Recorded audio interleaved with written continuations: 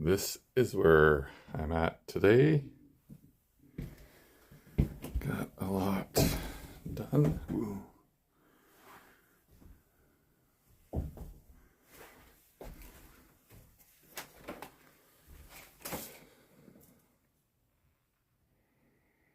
Still pretty nasty, but dry. It's the bedroom. There's the mattress standing up. Goes back a few feet. So I think I'm going to get some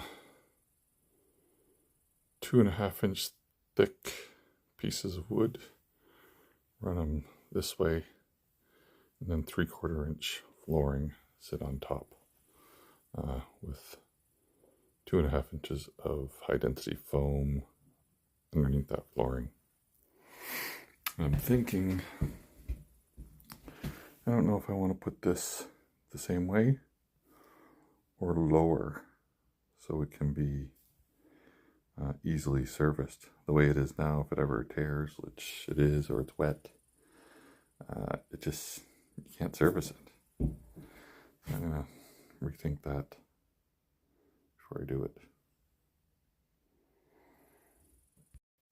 Well, here's the bedroom. It's just the bed sitting up. Goes around the back.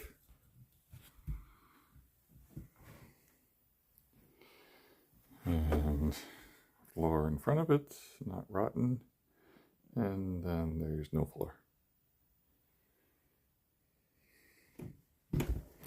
Got the fridge there. Figuring out how I gotta figure all this flooring out. I put my supplies outside here. I'm gonna put them in a shed that the guy has. This is my spot.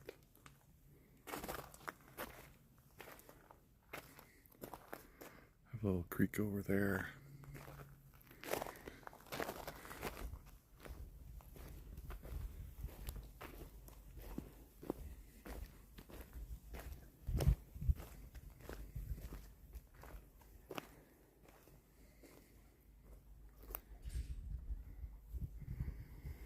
And there's one tiny house right there.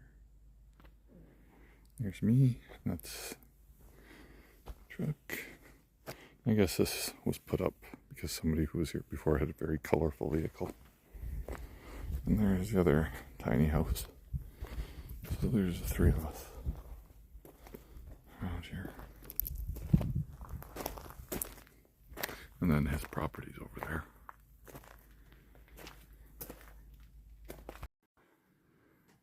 So yeah, definitely a big job. So I'm in the process of cutting out.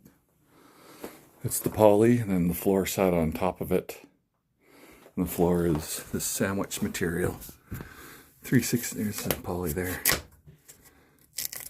So it's poly, 3/16 wood, styrofoam, 3/16.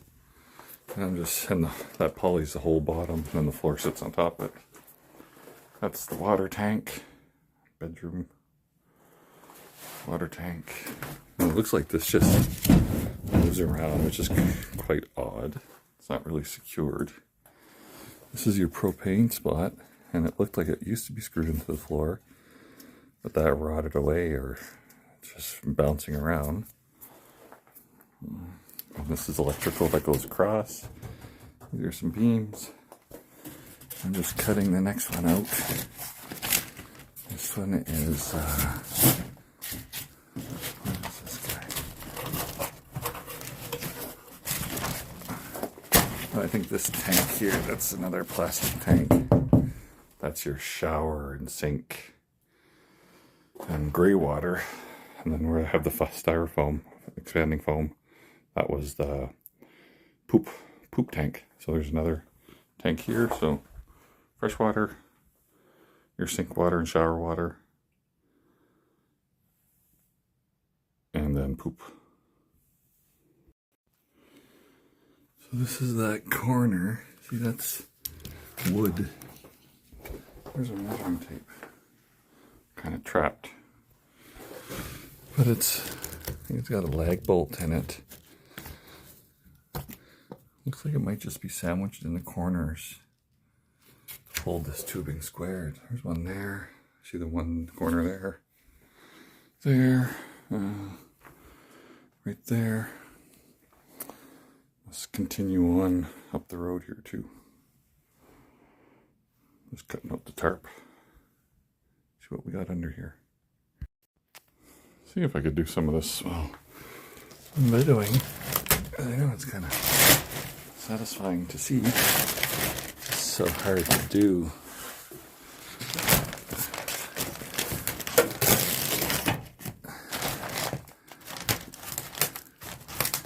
This is a gray water tank, I think.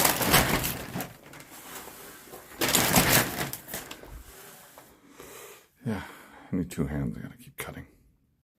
And what I do is I just cut back a little bit and vacuum so I don't make a mess on the ground with all this shit.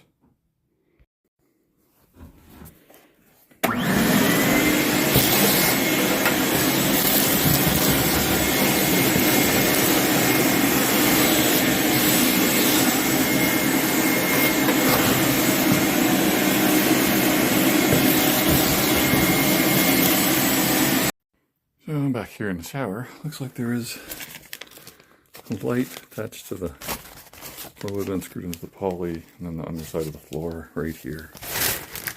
Wired, but never wired up. I'll keep cutting. Yeah, so here you have a bottom piece, and then the floor was sandwiched in. You can see over here. This is 1.5 inches. That would have been where the styrofoam went. So the wood would have continued under there a little bit. You can see, maybe, actually I don't even know if it did. And then it went into the top and then the styrofoam in the middle.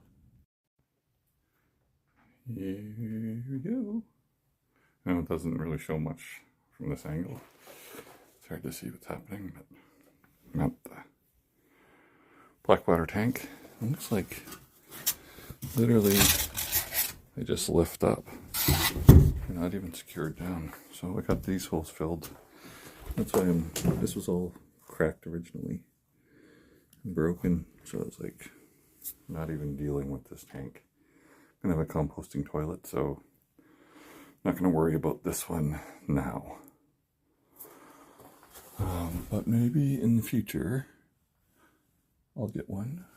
It looks like they can only go in from the top, which is because you see your angle iron and it sits on top. So there's only one way to put this in. Oh no, I see those bolts right there. You take it off and then this bracket will come out. Then you could put it in. I see. So yeah. So I could remove this, sheet the floor, no big deal. Because in the future, if I want to put one in, I take out these, how do you see them? These bolts, which will hold that cross member in. And then I could drop that cross member and then slide in a new tank, put the cross member back, and bolt it up. So what I'm going to do is I'm going to unbolt that, then I'm going to tape it up, and this will be going to the dump. Oh, there is that with it removed.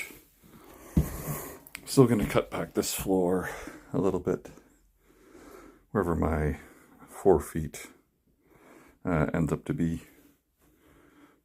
I'll just cut it back so it's whatever, 3 or 4 even sheets. Let's clean it up a little bit and take that tank out and swipe down with some bleach and things like that. Clean as I go. These wheel wells got to come out. That's got to come out more, probably wherever that falls. Straight across cut. These things back there, not sure if I'm going to take them out yet or not. I just feel like there's some usable space there that I want. Since this is a live-in camper and not a tow around and go camping all the time and store stuff in the front, same as in the back here. It's not that type of storage facility, so, you know, if I'm moving, whatever I want, I'll put it in my Jeep or in my vehicle. But while I'm in here, I want to utilize as much space as possible, and I don't really need outside storage. So I'm going to remove, since I'm doing it, I'm going to remove my outside storage, the bulk of it anyway. Big job. So this is my black water tank. That's the number.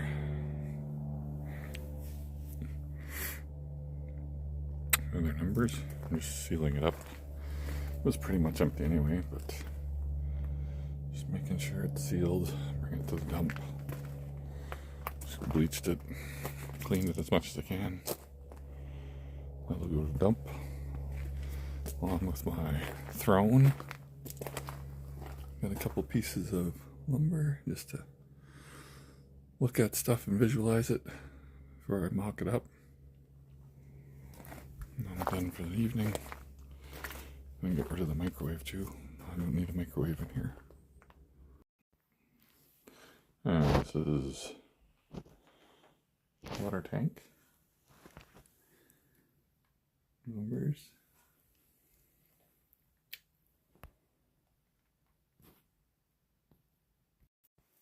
And there we go.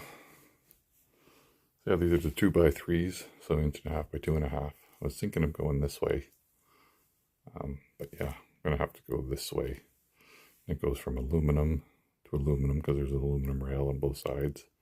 And then these are steel. And they do have a couple steel cross members. But yeah, I'm gonna do that. That gives me 2.5 inches. I'm gonna put 2.5 inches of high density foam underneath the floor. But I'm still not sure if I'm gonna put, so on top of these cross members and then the structural rail here that goes from front to back. I'm going to put a sheet of plywood or 3/16 across there first with your membrane underneath it to waterproof it. Well, really to keep the road water come off it. So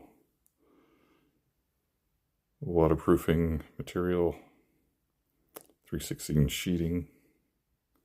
So you sheet the floor with it pretty much. And then I put my studs down. Then I put my insulation. Then I put my flooring. Not sure if that's what I'm going to do or not. But we will see. But I am done for the night.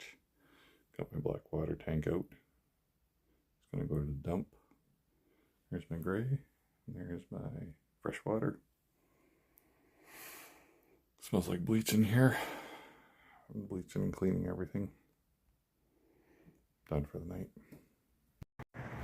And these cool little things. This is where I get my ice cream. Little bubbles. We got chairs and stuff set up. They must still sell coffee and stuff, and where people could sit and eat. Very cool. So that's where the water heater went in. That's the entrance door. This is the back of the trailer. Here's the bumper in the back. And look at underneath those lag bolts. So you can see the corner. If I could focus.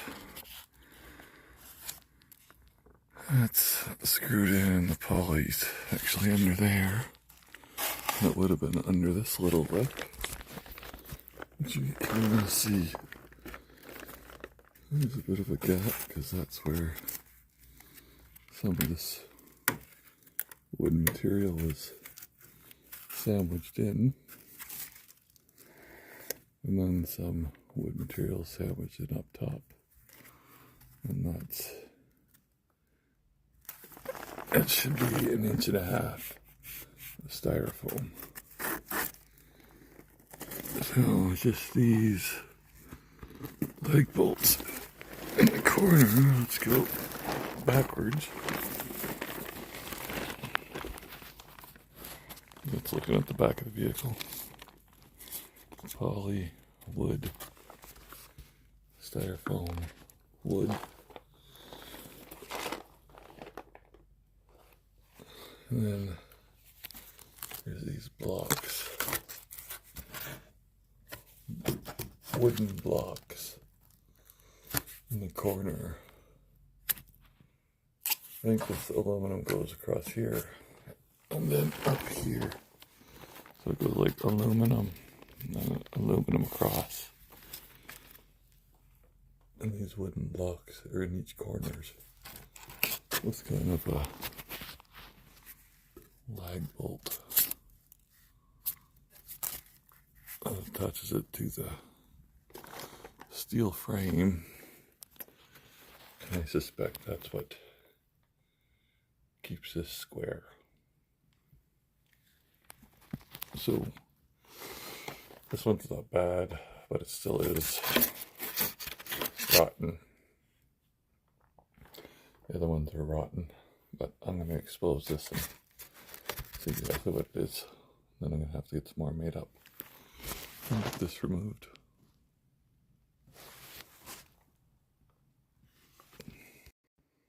There's that corner. So it looks like this, what I did is just, it's a 2x6. Just cut 5.5 inches square. Which looks like it's just running across that cross member. Get it? That cross member there. Here's the bolt.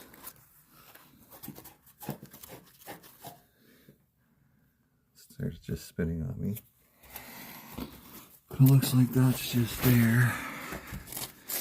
Because that goes across the full length. You can see more over here. This guy's rotten. But it corners and then comes across. This is the hidden part that's in the wall on this side. So it was top of styrofoam sandwiched underneath.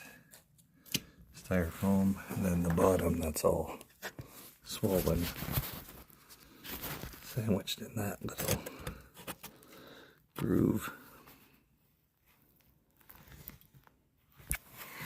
And then these on the corner. So I'm gonna get rid of those because, well, that one's still good, but this one's literally rotten. It looks like I have another one there. One there. I'm guessing they continue on. I didn't go under and check the frames. Wherever you see these, probably these cross members come out sideways like that. There's probably one. So I'm guessing there's one just a little farther back, but those I'm guessing would be all solid. Yeah, I'm just going to use some of this pressure treated stuff. I'll just cut that to size. Put that in the corner. Shouldn't rot out. And whenever I cut it to the right size, I'll give it a little coat. That's what I got my jack stands on. I just got some treated stuff so it wouldn't rot. Because these guys are busted. Next job in the future. But the good thing is this frame is solid. There's no rust on it. Very minimal. And I just wanted to come up here today and get an idea what these corners were, because not knowing is the biggest problem. You don't know how to attack it. But now that I know, then I could see this, so I know right here I got another piece of aluminum. Nothing is going under there though, for me. I don't know what I'll do with that little space, if anything. I'm guessing, I don't have my level on me. If I come straight across here,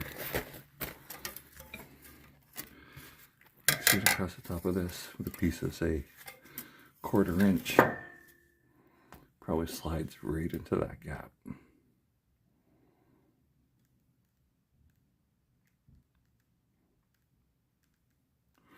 That's the right way it should be done, actually.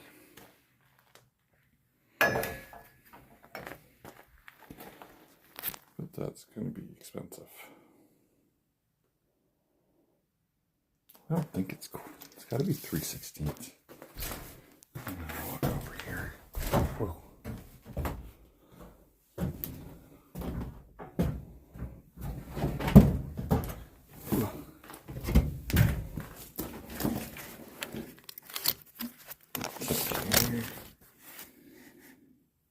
So what do we got here?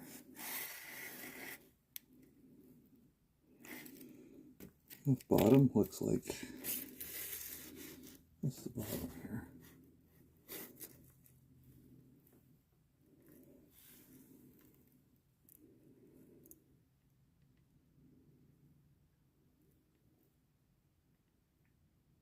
I think the bottom's 3/16,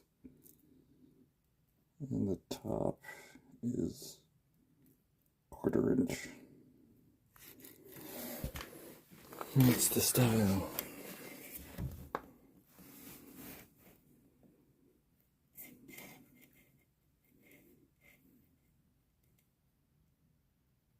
The bottom's almost an 8.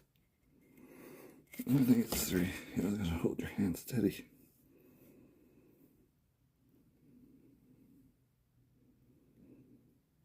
Yeah, 3/16. 1/4 inch sandwich between inch and a half, 4 to 5.5 inch and a half. So looks like a bigger gap they have under there. It looks like 1/4 inch. But that's the way it should be done. You should remove all of that little space underneath. Get rid of these guys. Then I should put down 1/4 inch 4x8 all the way across with some poly underneath. That's the way to start the floor. The right way with this style here. But if I don't do that, that means there's going to be a little gap in that existing metal under the floor, and I don't think that's a big deal. Then I could just butt one of these 1.5 by 2.5 up on the side of it, screw that into the aluminum, and that's where I'm going to put my cross members of also this and tie it into that point. And I'm left with that little gap. I think that'll be cheaper in the long run and still produce a quality product. Maybe even better.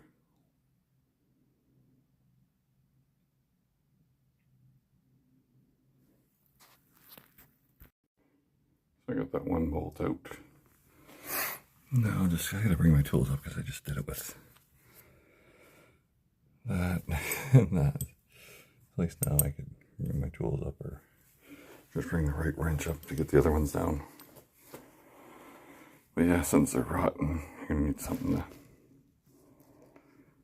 grab the top, because that's not being held. Even in fresh wood, it's not holding. So then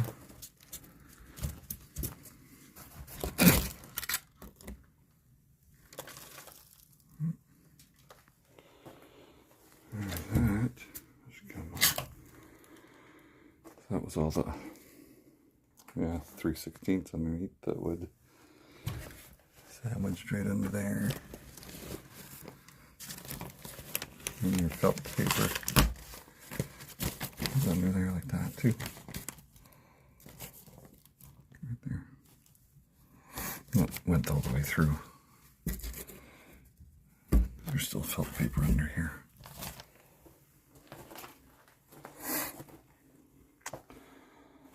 Let's see, felt paper goes all the way under. Same sort of thing, that lip we looked at underneath where that connects. So I think I got somewhat of a plan, or if not, at least I got a good understanding of what's going on here. Good 1/4 inch gap.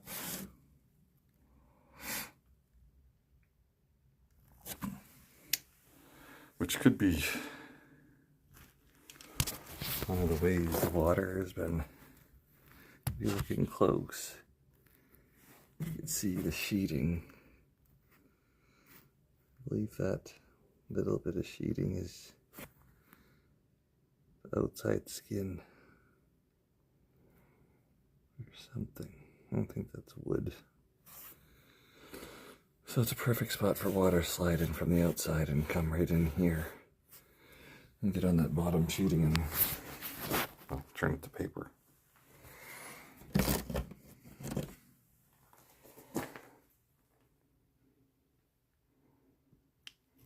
Yeah, I don't think I'm going to put anything back in that little bottom lip. I don't see it's doing any purpose. Just I have to think about it, but I don't see it doing anything. No, that's it. I just wanted to come here. See what the hell these corners are all about. And also, I might... Well, because that's dry, there's no reason for me to get that out like over here. Here it's wet, and so I don't want that in there, so I'm gonna have to get in there and pick that out piece by piece. Get rid of all the wet material. And I'll do that along the whole thing. Thinking just using this.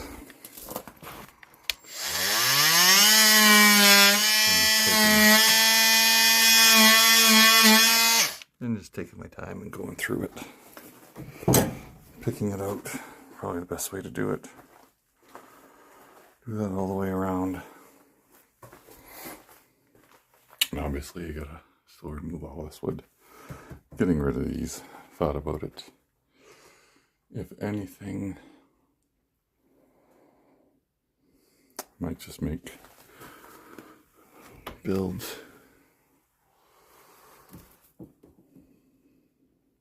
one shelf maybe, or maybe just one shelf that you could access from the outside. Then I want to have that as usable space. So maybe just one shelf access from the outside and the rest usable space from the inside. That's my thoughts. Same thing goes to the front when I get there. Yeah, just quick little check everything out and see what I got going on here. Yeah, I just came up after work to take a look around and see a little bit of settlement in that corner.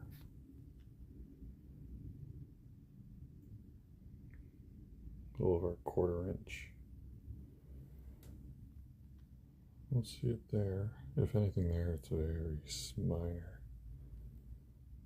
I'm just wondering, is that factory?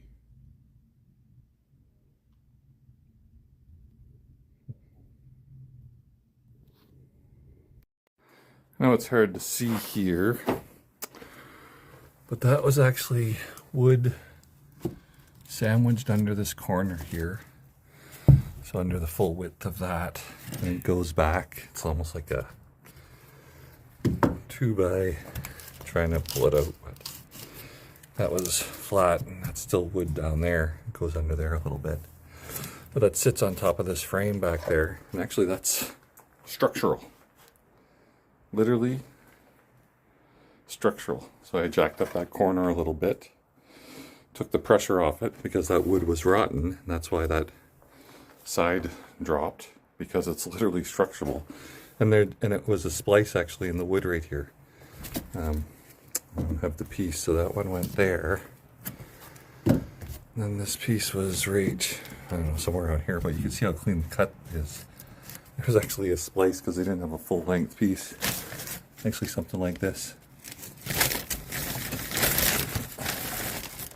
Can't see under this one, but so I'm gonna go see if I could find a tube, steel tube, and run that the full length instead of using that wood, and that should support it, or an I-beam or something. I gotta go find something right now, and I think I'm gonna have to get another jack for the other side and get this level, and then get my I-beam or one of these, except steel in there. That's 1.5 inches.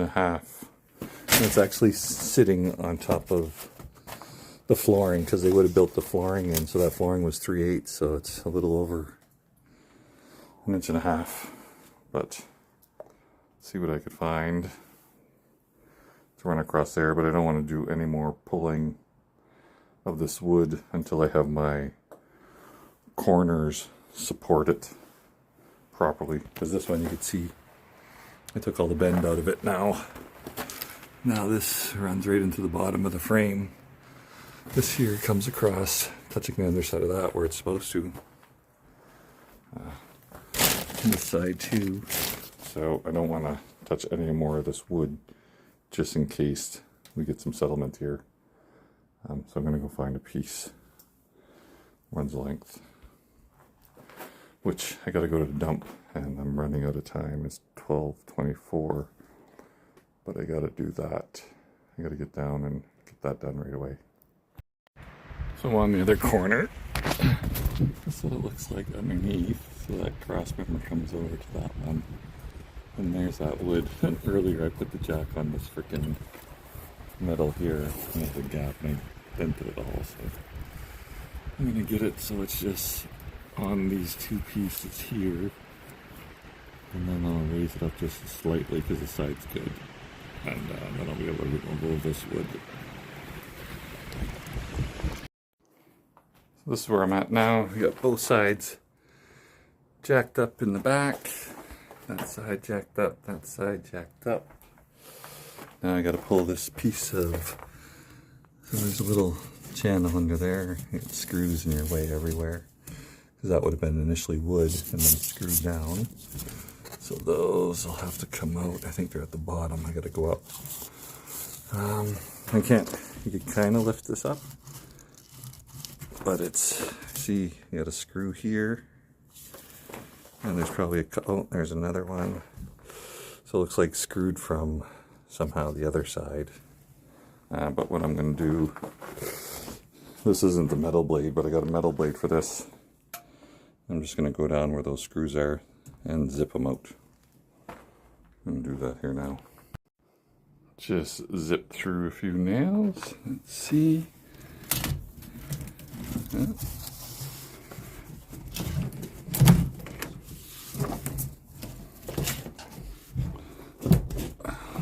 Looks like it might come out. Oh, it's all connected there. There we go. Piece of wood under there.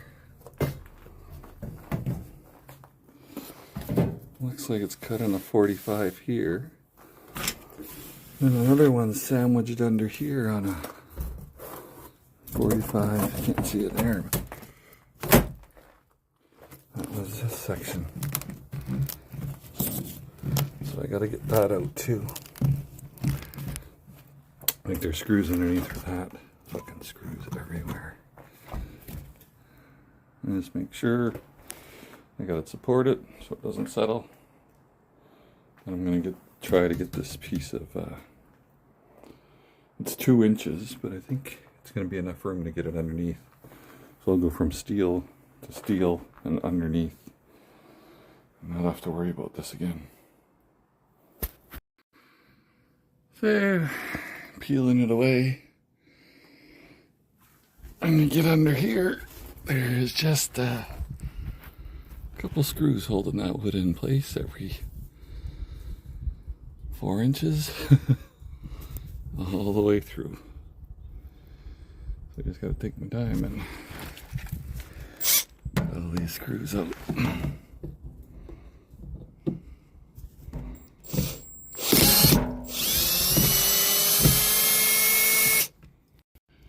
So I'm just under here doing the screws. You can see this is the poly. It's almost like the tarp I got. And then it's going to be sandwiched in under this molding. And that's the wood under there. Just getting this as it screws out. I'll lift it up.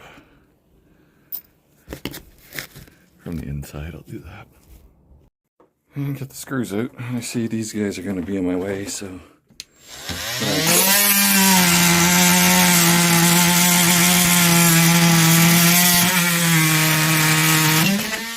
zip those suckers off. And just one more here.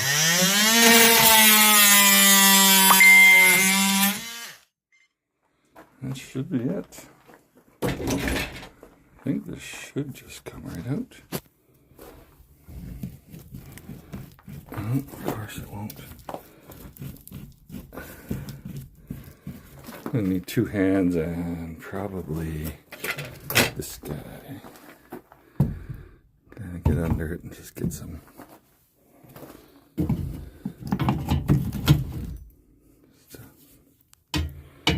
Some bite in it.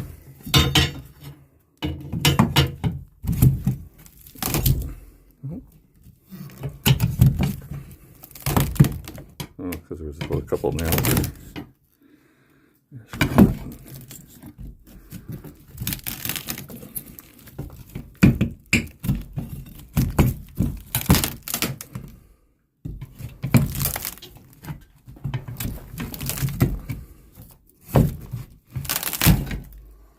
It's rot.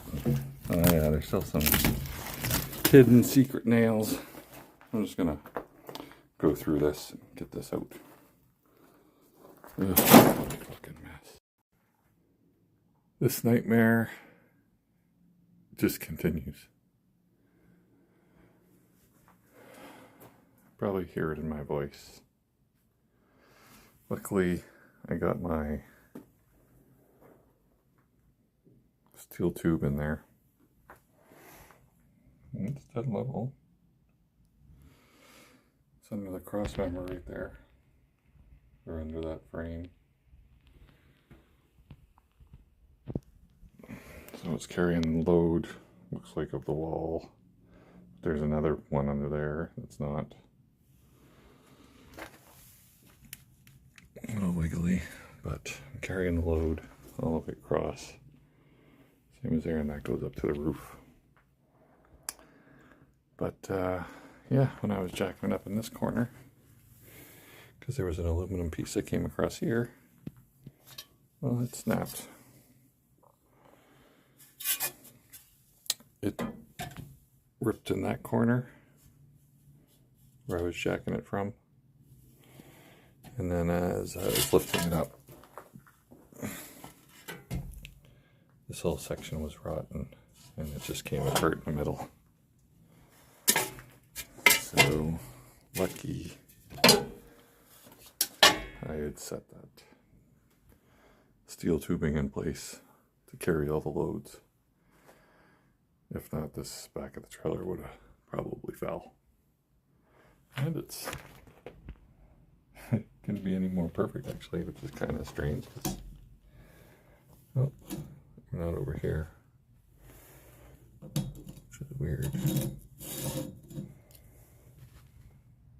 1.5.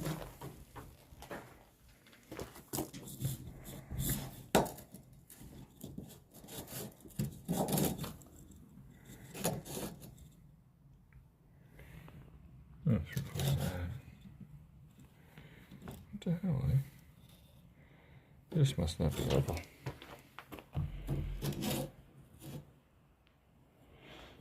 Huh. I thought I had set this level when I initially got it all set up. That's close enough. At least I know I'm carrying the load. And it looks fairly right because these support brackets, this is where you put the block of the wood, square block of wood here to keep that corner where it's supposed to be.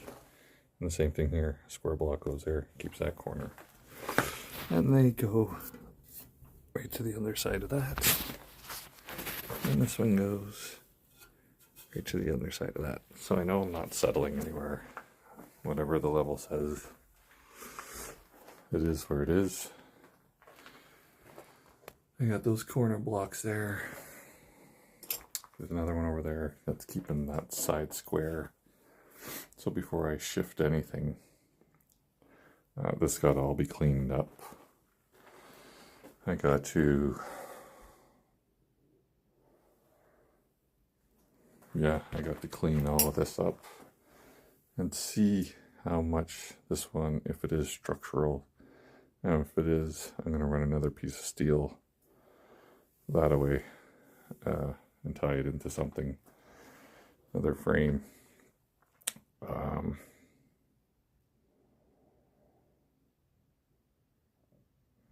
And try to carry the loads, or remove that bottom one and put cross members here, either wood or steel. Probably maybe steel every 4 feet and wood in between could be an option. Then I know I'm carrying all my load. But I got to see how far this bottom piece goes back. I think it just goes back to there. Yeah, I don't think it does much after that. So we will see, because it is really loose. Everything's really loose, to tell you the truth. It's not supporting much, it's just aluminum. That was the major point right there. I'm glad I got that taken care of. But before I do anything, I'm not worried about getting wood in here as a spacer or any of that. It's just going to be cleaning up, removing these wheel wells, exposing this frame, see what the hell I got to do with it. And seeing how I repair this, which is repairable. Everything's repairable. It's a full cut. Oh boy.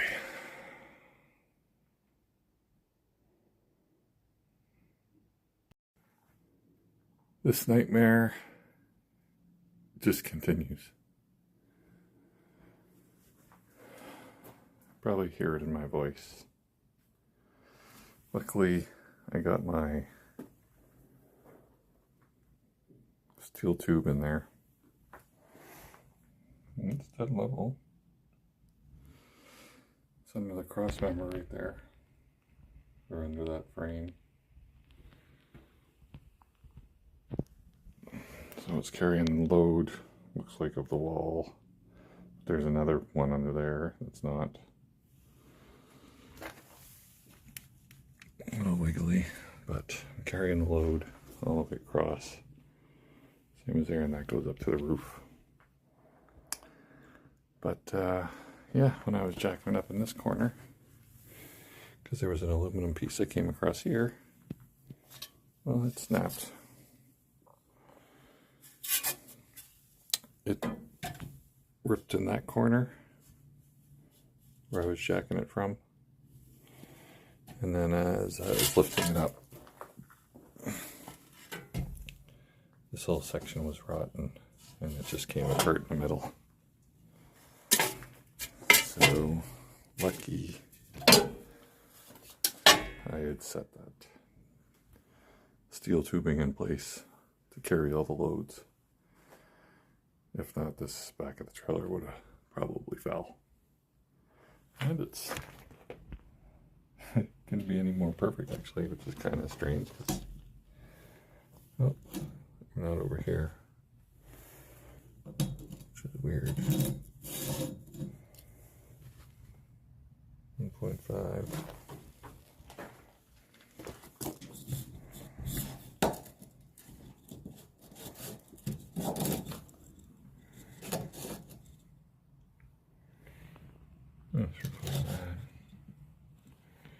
What the hell, eh? This must not be level.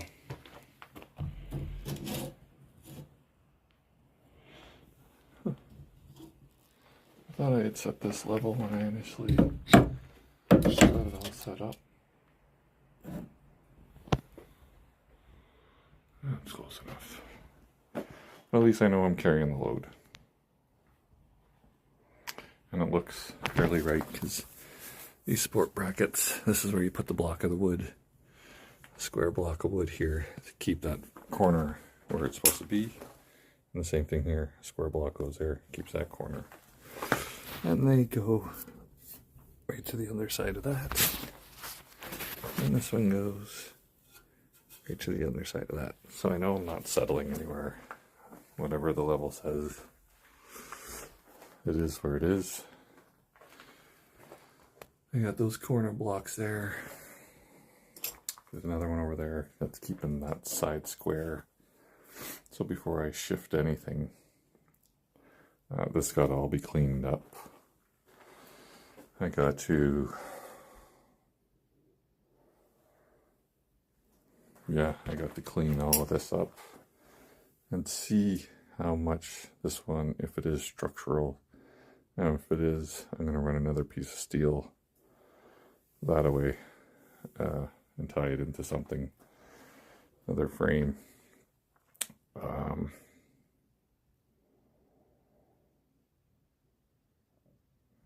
And try to carry the loads.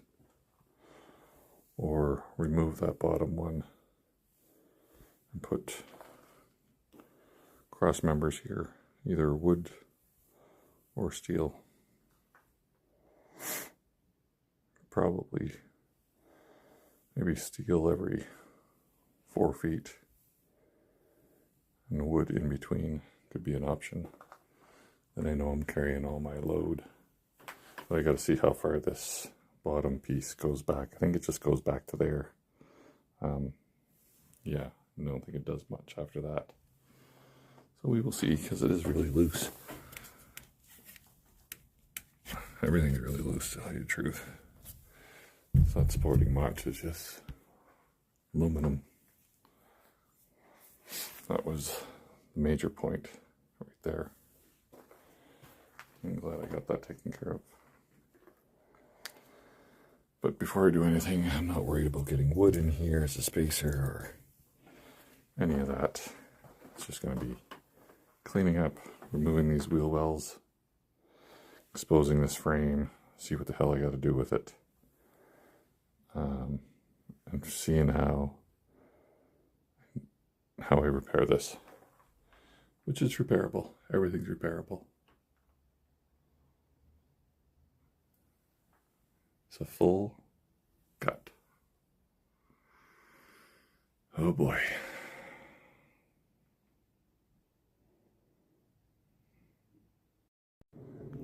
Here's the back of it. I'm just going to take this guy off. It's just glued there. That's where the tarp on the inside was sandwiched in, and then it looks like it was screwed in place. That's where it was screwed in the bottom to the wood. So just going to remove that for now. Don't need that.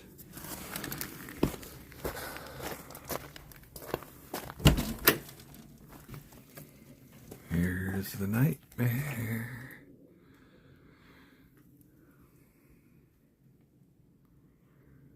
Oh boy. Yeah, I decided no way in saving the wiring. So I'm starting the cut.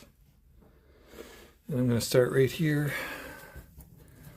So, and this is how I'm going to do it. It'll be 1, 1, I'll make a snip. 1, 2, 2, make a snip. So that in the future, I'll know how to put my parts together wherever I cut them. And these things I'm just taking off. These are just under the cabinet lights, I know. Exactly what those probably are. They're just connected to these gray, what is it? Brown and white, solid brown, solid white, no stripes. Yeah, so those I'm just actually gonna cut them off. I'll leave these 2 colors right there just to show it, but they're coming off. Don't need this lighting thing. 4 is a big one. 4 is the first bar going across over there. Those are the colors. It's the darker color one. I'll cut it right there. Oh, this tape is proven to be not sticky, so there's 9 and 10. 9 and 10. So I got my middle crossover pieces here completely removed, but same as down there. But what I got to do is I got to go get better tape because I'm going to lose these. I'm going to lose these stickies, and then I won't know where things were.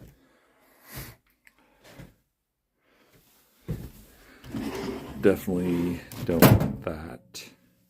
Need all those stickies to tell me how to put her back together, even though it's going to be, for the bulk of it, new wiring. But I'm going to be very simplistic. I'm not putting fucking outlets all over the place, left, right. Fucking doesn't make any sense. They're going to be simple, you know. 1 in the bedroom, maybe 2 out here. That's it. I don't need anything else. Wiring this place like it's 50, 100 feet long. It's only 24 feet. Doesn't need much wiring. This one here, this has 1. This is the one that I believe was in the shower. We're going across the back here. Just has the 1. Oh, video sideways here or something. So this is just the 1 long one. Just has 1 of your power cords through it. I'm just going to pull it out of here. I believe that's just what went to the hot water tank. Actually, I'm almost sure it is. Yeah, it's just coming out of this single unit. Still cutting and marking. I changed the tape. But yeah, these ones, same as the other side. Cutting that off, and whatever that is. There's the gray wires coming off of, let's see if we can see this here. Yeah, it looks like 2 gray supply this LED that went under the cupboards. And it's coming off a white. Yeah, double white, double brown. Non-striped or anything. So I'm just gonna cut these wires right here. For some odd reason, this one's a little bit different for this LED. It's still got gray, but then it looks like you got 1 white and 2 of the browns. Or sorry, these are brown, white, 1 white, and it comes off into 2 of the same for this LED. Not sure why you need 2 brown wires and a white. They're all solid. But yeah, I'm going to cut this. Let me just take this apart and see if I can see. Hang on.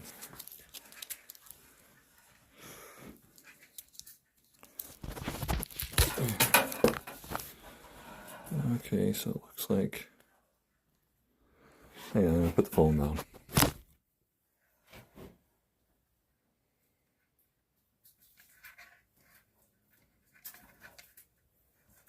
Just taking apart this wiring and I'll see what kind of jerry-rigged stuff they got. Okay, so you got your one white that goes to one of the grays that feeds your LED. And then you got two browns that feeds the other brown LED. That should be a positive and negative. Interesting. But yeah, I'm going to cut the two. It's a different shade of brown than your 12-volt wiring brown to the LEDs. Looks more grayish. I'm going to cut those guys. So to disconnect the inverter, I got everything cut. Oh, no, not this yellow. So I'll cut this yellow one. Right now I'm cutting 15. I'll cut 15 here. And then looks like it goes to a triple. This white red goes inside. But then this is all connected to. So this whole unit, it's a, there's a copper ground that goes with it. So I'll tape those three together actually down there. But I'm going to cut it here and then get that ground out of there. That'll be a separate unit. Cleaned it up a bit, but this plumbing's got to come off. So what we have here is this guy. Looks like that goes down into the bottom one. This guy comes in here, fills the tank. Let me cut away that styrofoam. So I just picked that foam apart, actually pretty easy. So it looks like this one goes into there and that one goes to the outside. So that'll be your inlet, I believe. I don't think it says anything on it. Well, it does, but nothing related to what its purpose is. Water pressure, 150 psi. So that's coming in, it looks like. And this one goes in the bottom, comes up here. And it looks like this is what probably goes out when you're using this as a storage tank. Then you turn on the water and it'll pump it up, is my suspicion. And this must be your fill hose. Something like that. Anyway, I'm going to disconnect those and probably just cut it because these are obviously junk. And then I'll just plug that up properly. And I'm going to have to bleach the inside of this to make sure it's clean anyway, so I'm not trusting anything. I don't know how long it's been sitting. So who knows what kind of coliforms have grown in there. Before I pull it off, just the way this is set up, like these are just sitting in here, but there's not enough slack there to actually drop this. Yeah, so whenever I rebuilt it, I think that was hidden in the cupboard anyway, but however I do it, I'll keep an access panel here. Maybe even a full access panel. It'd be nice to be able to remove these from the top, but we'll see how it goes. Actually, maybe I'll just take that off right there now.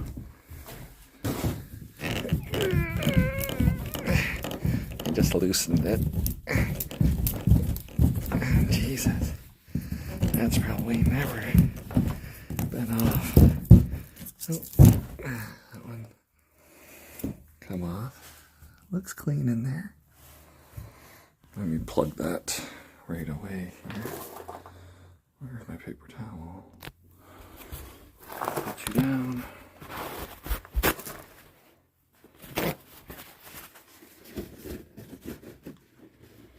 Just don't want to get anything in there. Oh, where did I put my tape now? Doesn't need to get in there. Sorry. I can't see nothing. But I need two hands for this.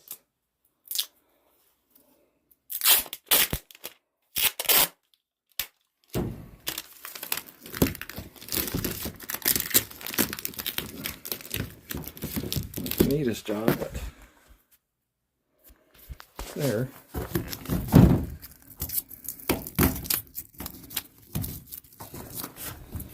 Get my foot under here. Last thing I want to do is break any fittings in here. Maybe I didn't loosen it enough.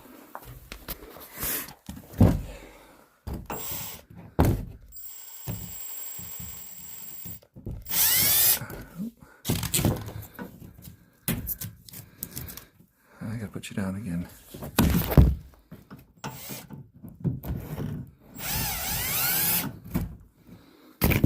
That'll do the trick. I think it was sitting on a little mold there. Fuck. That is not doing the trick. Well, that is going to be cut. I need 2 hands.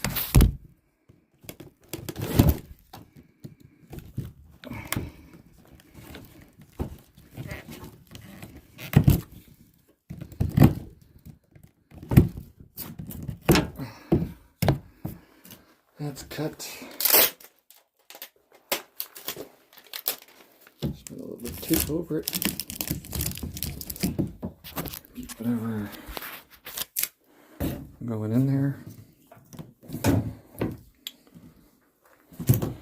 Well, these ones I'll just, I barely could get access to them, but I think I'll just cut those because I'm going to get new ones of those anyways. And this one down here, I think I'll just unscrew that. Let's see here. If I can reach it. Oh.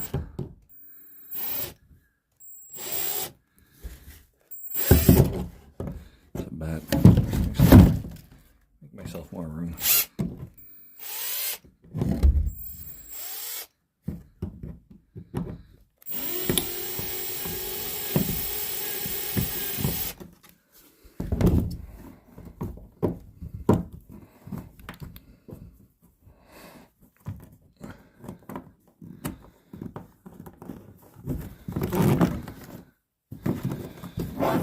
Damage some wires.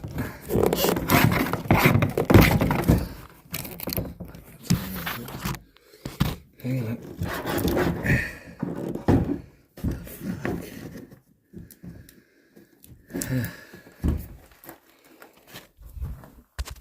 Here's this one. I'm just going to cut this right here. I'll keep this section just so I could understand a little bit of the setup. This was under the sink, but I'll be doing all the new plumbing myself, so just make it however it works. But it's nice to see the valves. This one originally was open and shut right here. So I'm going to cut that just so it's out of my way. And I just cut that off the wall. That all buttoned up. Just to show the name of this, it's Flex Aus PVC 1 3/8. This stuff's Acuplex 1/2 inch. Cold water pressure 150 psi. Well. So, got that pulled off. Looks like you had that running down, and then the floor, same thing, style, going underneath. Underneath the aluminum channel. Same thing here, underneath the aluminum channel. Here, you got the block, just with your paper underneath it. And then that would have been the floor sitting on top, sandwiched under here, which continues transferring that load the same as that style. So that's the only other structural point down there. So what I'm thinking is actually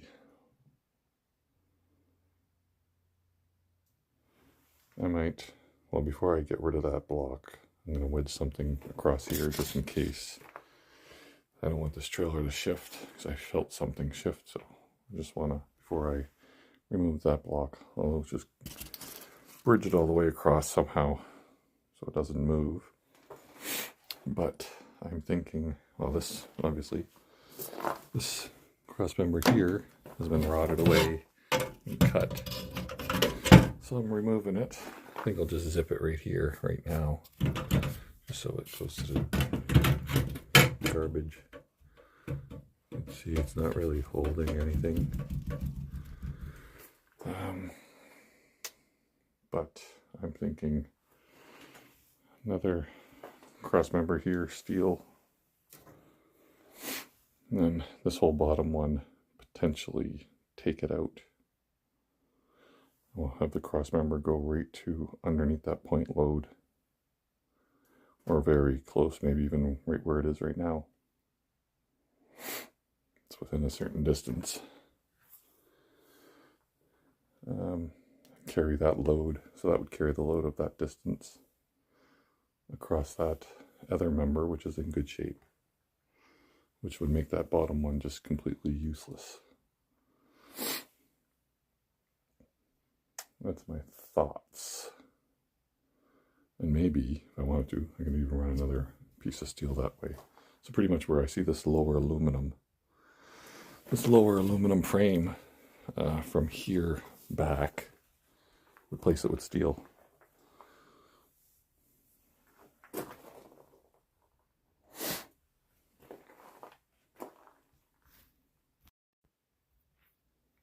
There's the water tank.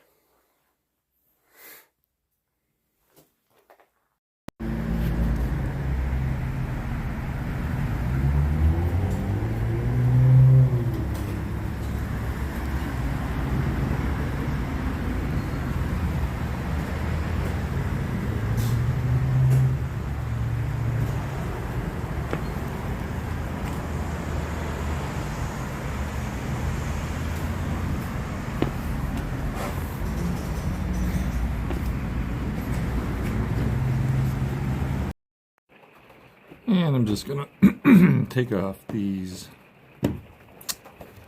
wires from my freshwater tank. Just got to get this, oh shit, just got to get it out of here. I'm going to take it out so I could kind of crawl underneath and set up some skirting in the front. It just is in the way. Where am I here? So, find another screw here in a minute. I'm trying to do this with one hand. Gotta get a, oh, there's another one in there. There. Let me see that one. So it looks like there's 4. There's maybe a pump on the inside. Oh no, those are for levels, I guess. Maybe tell you the level of your fresh water. No, I'm gonna lose it, velocity. So yeah, so then literally they should just sit here. There's a ledge here, but this side's open. If you can see the framing, how the framing is. That one's like an L bracket, and it sits on this side. This one's somewhat similar, but this should just... Oh, I don't have enough wood cut back where I could lift it out. Crap.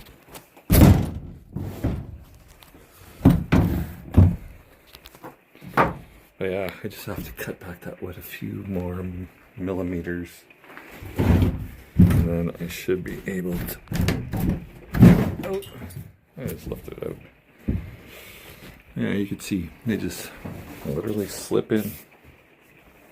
That's all there is to it.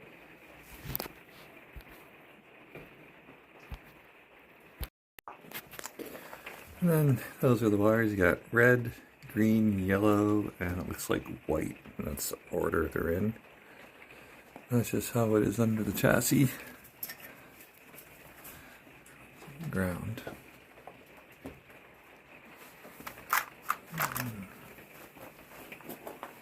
It's just the trailer wiring. Yeah, there it is out. And at the bottom, there's this drain valve. That's the number if anybody wants to know.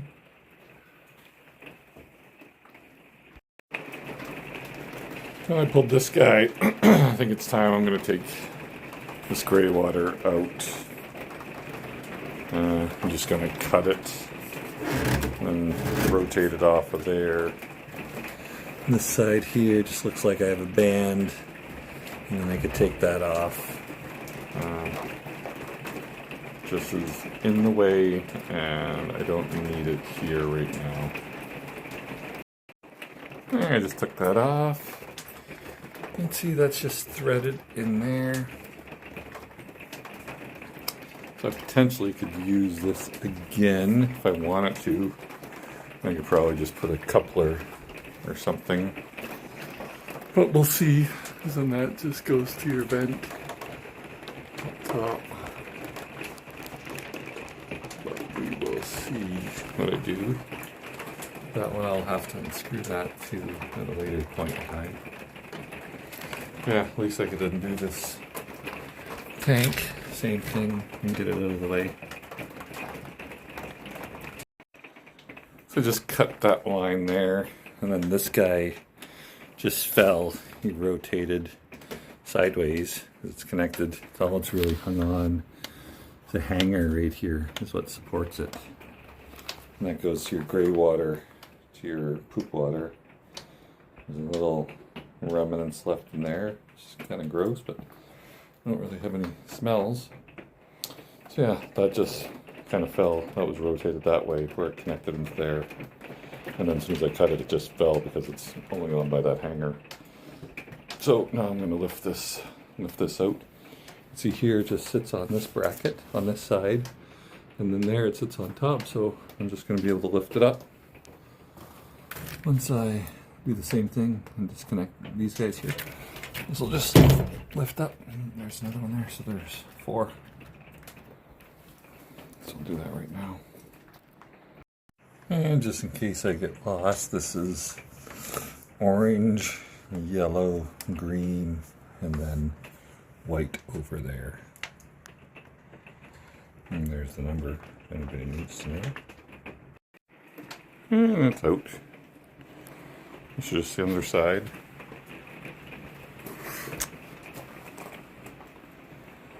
It's like 29 gallons.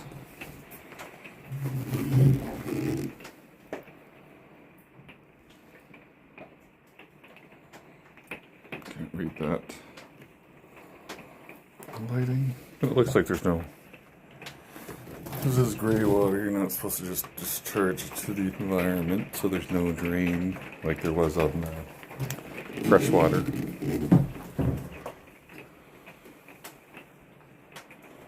That's it. I'm just gonna go tuck it away. The rest of this mess. Picked the wrong time of the year to do this. Well, I'm just gonna zip this because I want to take this off and go clean it. Bring it to the, get it pressure washed. But of course that's fucking Torx bit. Like, enough's enough. So I'm just gonna like fucking mix and match stupid bolts, nuts. So I'm just gonna zip it off, and I'll put something in there later. And then from this side, see.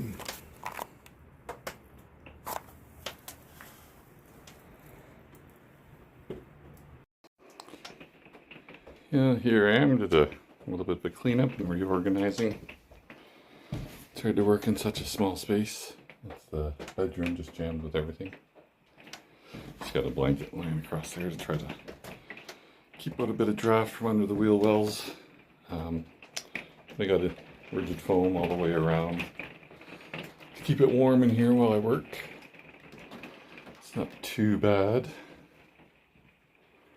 This is where I'm at. Got all the tanks removed. Floor's just open.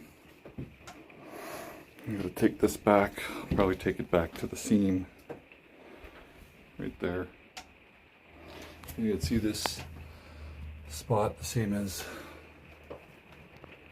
that one, and the other one looks to be rotten, but we're going to want to get this frame fixed and new blocks in there before we pop these, just so I don't keep this trailer from shifting.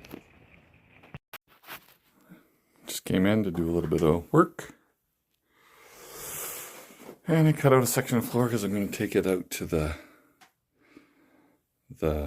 last piece of plywood that was put in. And I'll show you.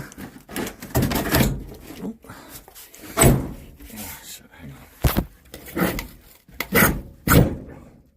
There we go. So that's what it looks like. It's a total width of about inch and 7/8. And about a quarter inch up top, roughly. And we got, let's see here, try to do it. We could see the numbers. I'll start off an inch. Oh, right there, start an inch. So then you got about 1.5 inches of foam, and then it appears to be like 3/16 or so. Yeah, it's a bit swollen of blue iron or whatever. And the underside is all wet, even though the surface looks dry. This bottom, it just retains water like it's a bad design. And oh, and you didn't notice I cut through an aluminum channel. That was didn't even feel it in my saw. Just went through it like butter. Figured they would have put that on a seam, but I guess not. So that'll get a steel cross member also. I'm gonna see what's going on. I'm gonna have an aluminum welding steel welder dude come in and take a look at everything for me and see what we could do to get this structurally sound. I just got to expose a bit more. And obviously I'm going to expose right to there, and that's it. Because I got these things in the corner also, which are the same as those ones. The one that was down there, the one that was there, the one that was there. Keeps it from moving side to side and back and forth. And it's rotten, so that's where I'm removing all the material too. Here's just a closer look of how that looks. So this is your top of your floor. I have that little stabilizer, or yeah, probably stabilizer kind of block. Keeps this from shifting left and right, back and forth. And just leg bolted down and exposed at the surface. And me cutting through the cross member. Of course I could. Of course I would do it. What else would go wrong in here? And there's the floor. I flipped it upside down and just cut it. It's all wet. Like, the surface looks great, but yeah, the bottom's wet. And I just cut it to take out a piece of aluminum. Maybe I'll weld that sucker back. We'll see what the welder has to say. He's like a structural welder guy, so I'm sure he'll have better thoughts about this stuff than me. Yeah, that's your floor.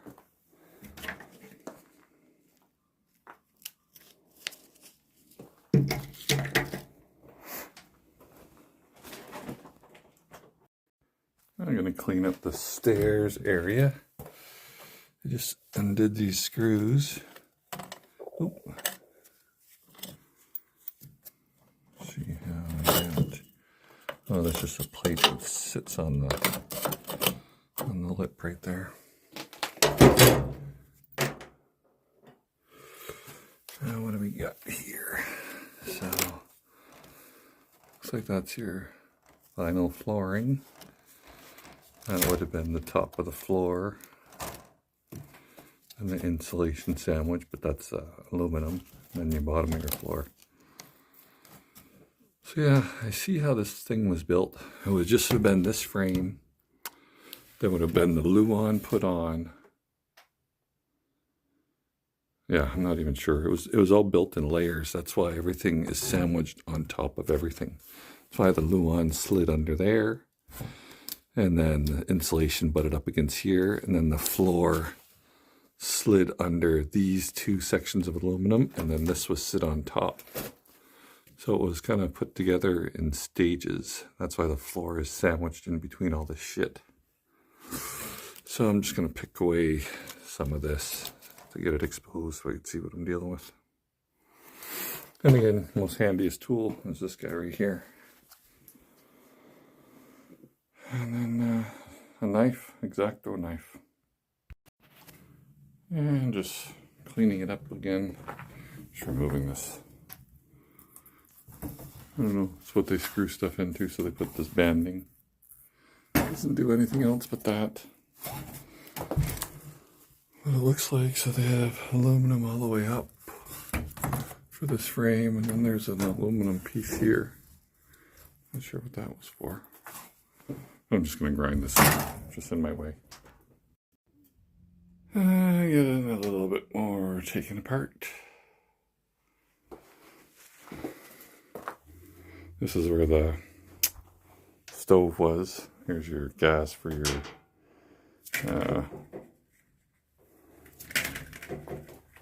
heater here. I think that was, yeah, heater and stove. That's what these were for. You can see the back is just soaking wet. I got a feeling it's from this vent. There's a leak. That's for that. Just soaked that luan sandwich wood. Sandwiched in there. Just soaks it. So important to caulk everything.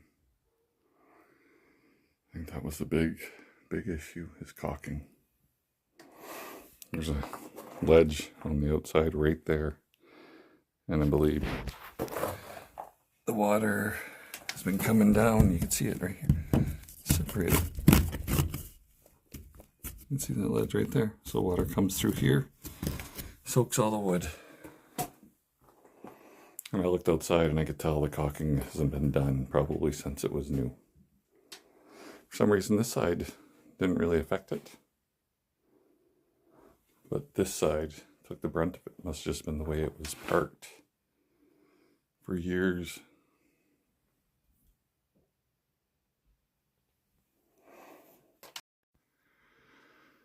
Oh, there's the bedroom. The farther I go back, it's still all rotten. The bottom is rotten. I cut through it and just rot. That's all rotten.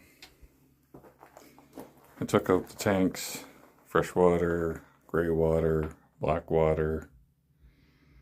This is just rotten as can be.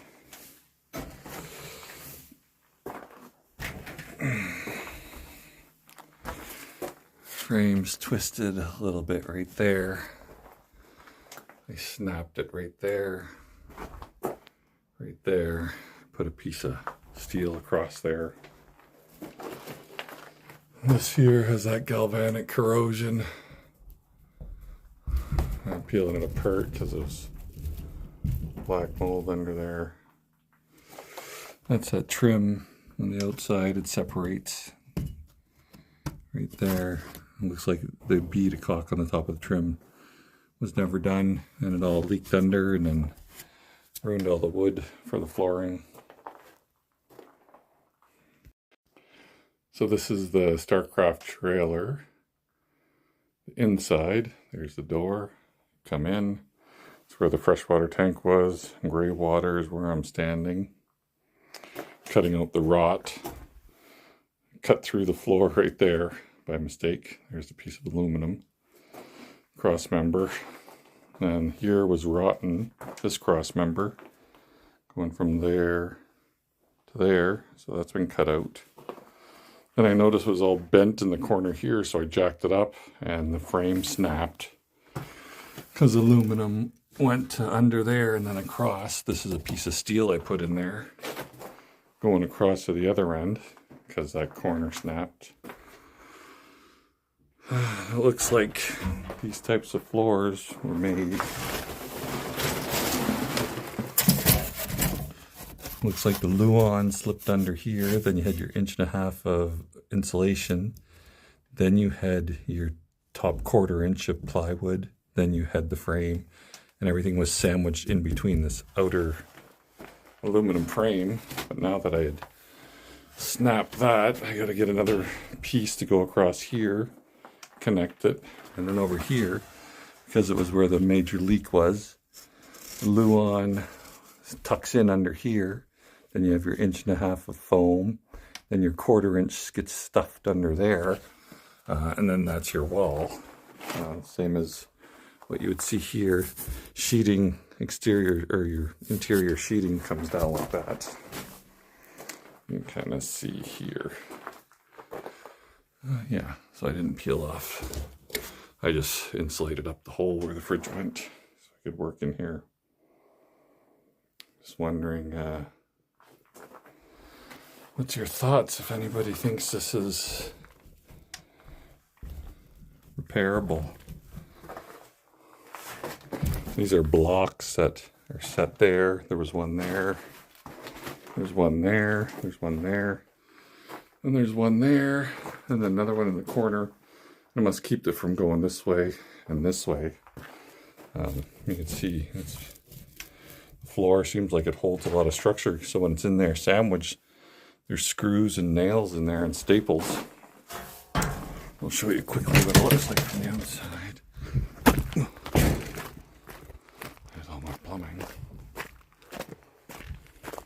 Oh, I got it taped up because water's leaking in. But you kind of see that's where the comes apart.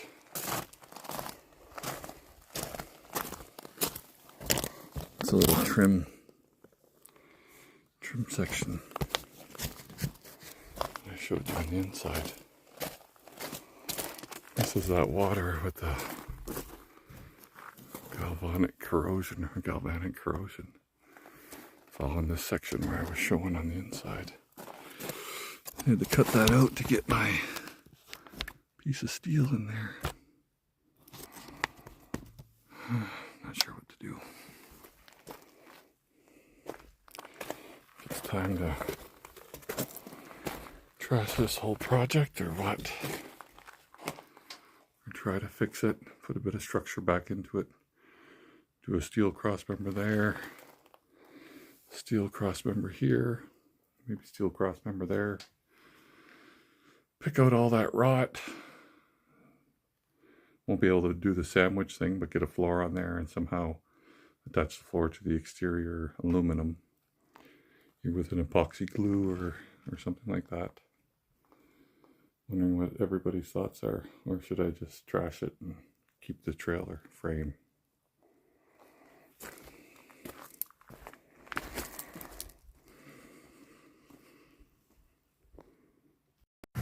So I'll try to give you a quick walkthrough on this nightmare. So it had, I'll show you, it had some rot from the outside.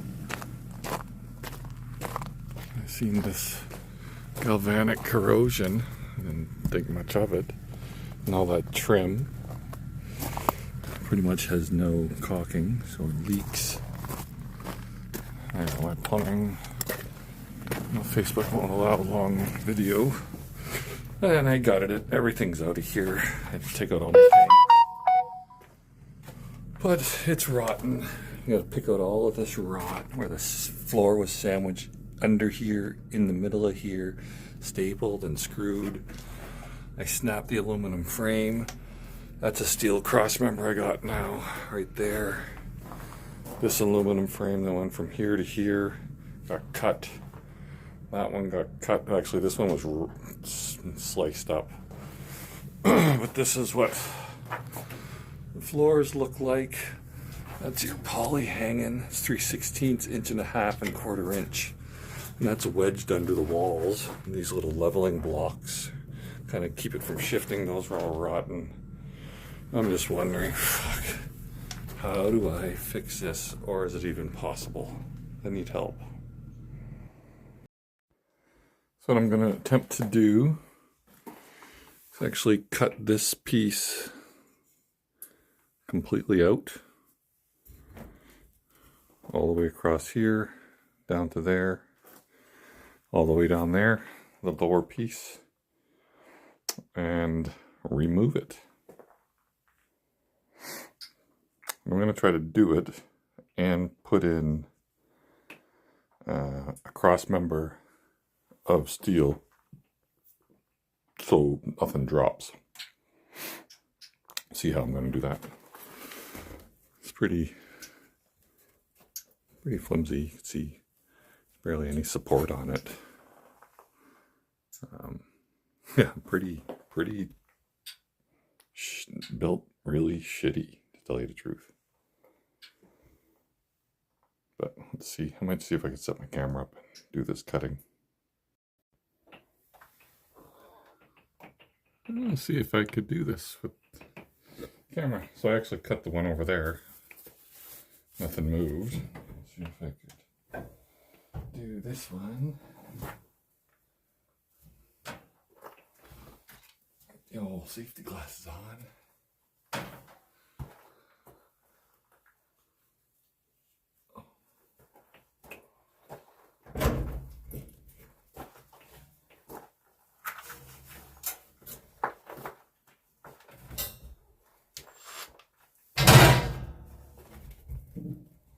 Right here.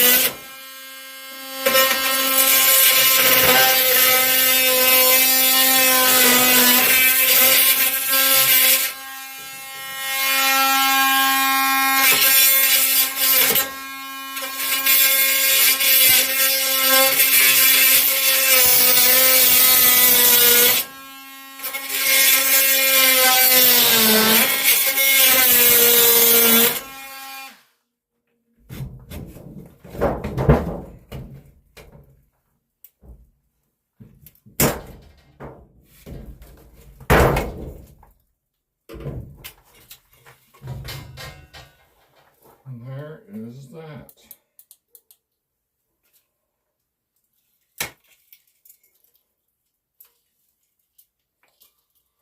I have aluminum now, but I need it.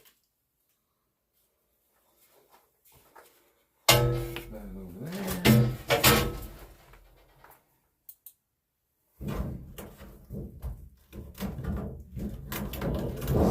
Shit. Oh, look at that. I cut actually through the wheel well the other day.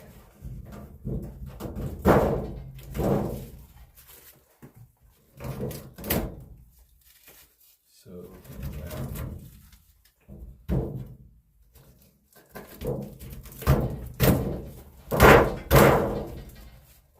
here's my garbage.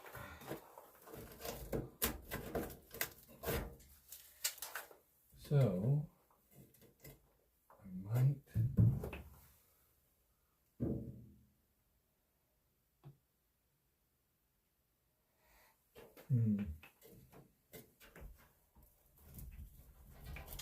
I know that's carrying some load right now. This wasn't. That's carrying load right there. Maybe not much, actually. But this one, I don't know if you can see. This one here is carrying load because you can see it's getting transferred to the top down to that area, which can't be carrying much because it's extremely flimsy. everything is extremely flimsy because that cross member is gone, which was holding it that way. And same as that one.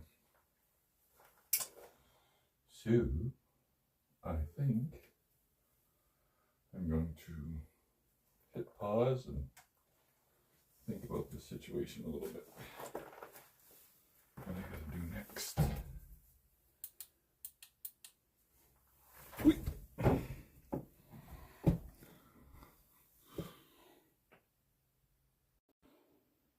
So what I'm gonna do next is actually remove this block.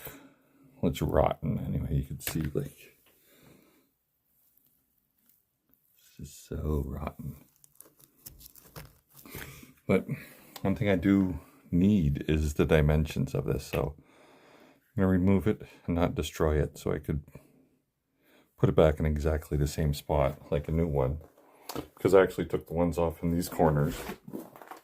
I think I saved them, but actually, you know what, I think I threw them away. I did throw them away, so I don't know those ones, but because this keeps your trailer kind of set straight going this way and that way, because there's one there, there, one under that Javex bottle, and then there's one there and there. As you can see, these guys, that one's almost bone dry, that one's dry, well, not dry, but better than this one. So I got these, that one, this one, that one, this one, which keeps me pretty square, and then it's just the last 8 feet here where I didn't, so I'm not going to be able to plumb too much, and plus I'll just take a laser level or a string line. I'll run it from front to back to make sure I didn't go a little cockeyed when I put them back in. But I'm going to take that out right now, and you can see, because I have this cross member cut now, nothing's holding these walls together, it's easy to kind of maneuver. I can tell there's no structure here. Like, I believe I'm being supported from that point load all the way there. And then by the look of it, I'm having a hard time to wiggle it right there. So I think I'm getting a lot of support farther up. I'm guessing just after the window, there's a vertical piece that goes up that's transferring the load. And the bulk of it is going from there all the way to there. So I'm going to remove that piece, and I'm taking off this lower piece. See what happens. Let's see if I could reverse you here. Ooh, there I am. Oh, I don't know what I look like. Let's see how this is a bit too bright. So this here is actually just a, what is that? 9/16. There's a bolt underneath. 9/16. And of course it's going to spin, so get yourself some china or some vice grips.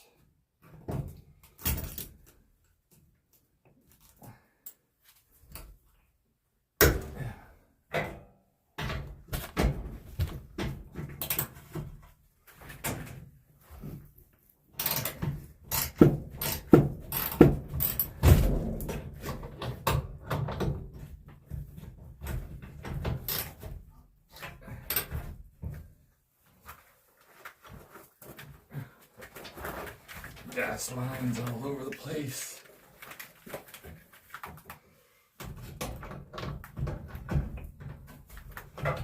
Awkward.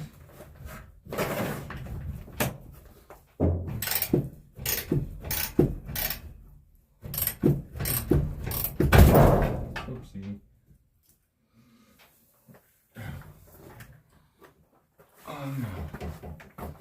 Pause you here while I do this. Fuck around. There, got a rhythm. Got a rhythm now. Let's change the orientation of that.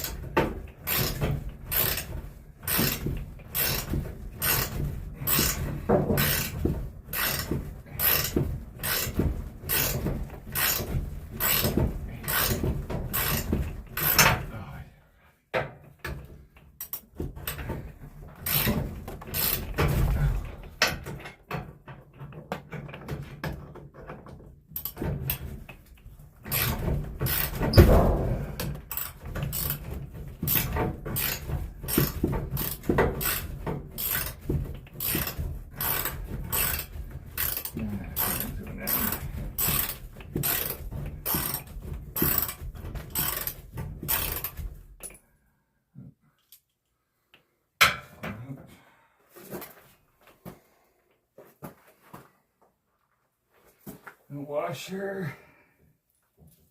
A washer and a nut.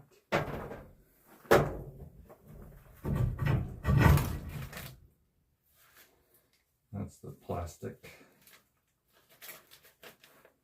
wrap underneath. That's what it is. Let's see. Plastic wrap underneath. And it's a lag bolt. It goes all the way through. Sandwiched through that corner. And that's how it was orientated. For me, the big hole right there. So yeah, plastic, and your Luan. So they would have built this plastic Luan and then put these in the corners. Put the bottom frame down and then put these in the corners before they put on their next sheet. And that went in between here. And then they would have put down this top sheet. And everything screwed through it all. So the screws, these screws would have went through the Luan, this first bottom piece, the 1/4 inch, and then the top. And those screws through those layers of flooring is actually what held down this canopy. So I'm going to figure out a different way to hold down this canopy, because I'm not having a floor sandwiched in there. But that's where I'm at now. I'm going to pause and think about my situation. Well, I'm done thinking. Move the angler down a little bit. This is where I was just working right here with the block. So I'll put that block right there, but I'm taking out this lower piece because that's what I want to replace with steel. I put this here initially because I thought this was going to buckle, but that's coming out. I had already zipped these screws that went through the bottom. You see them in the past, so that's done. So I'm going to pop that. And if it doesn't come right out, I'm going to, because there's fucking staples littered through the outside bottom trim that's about this tall, probably 6 inches tall or something. And I'll just run my zip, or run my Milwaukee down there to cut all the screws or nails, whatever staples that's in there. But I'll take this off and see what happens. Fucking done thinking. If it drops, it drops, and then I know my project's over. Oh, it didn't drop. Bit of a buckle, but nothing really.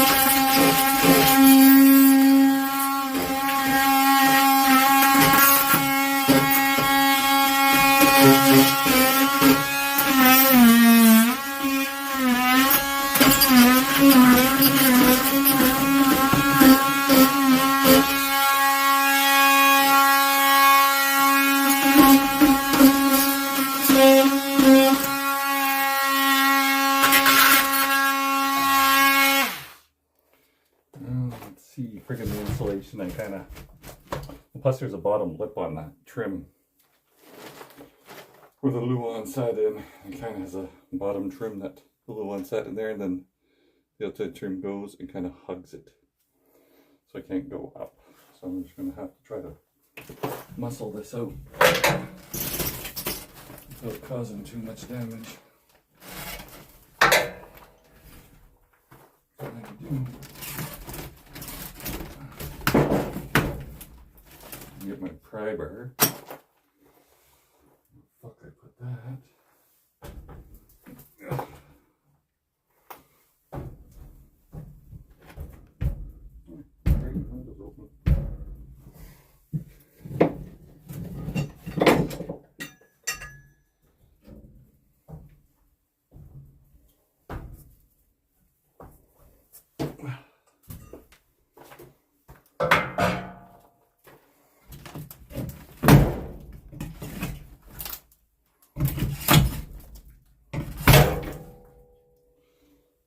go. That rotten fucking piece of aluminum is out. Let's see the back of it. Let's just get that out of the way.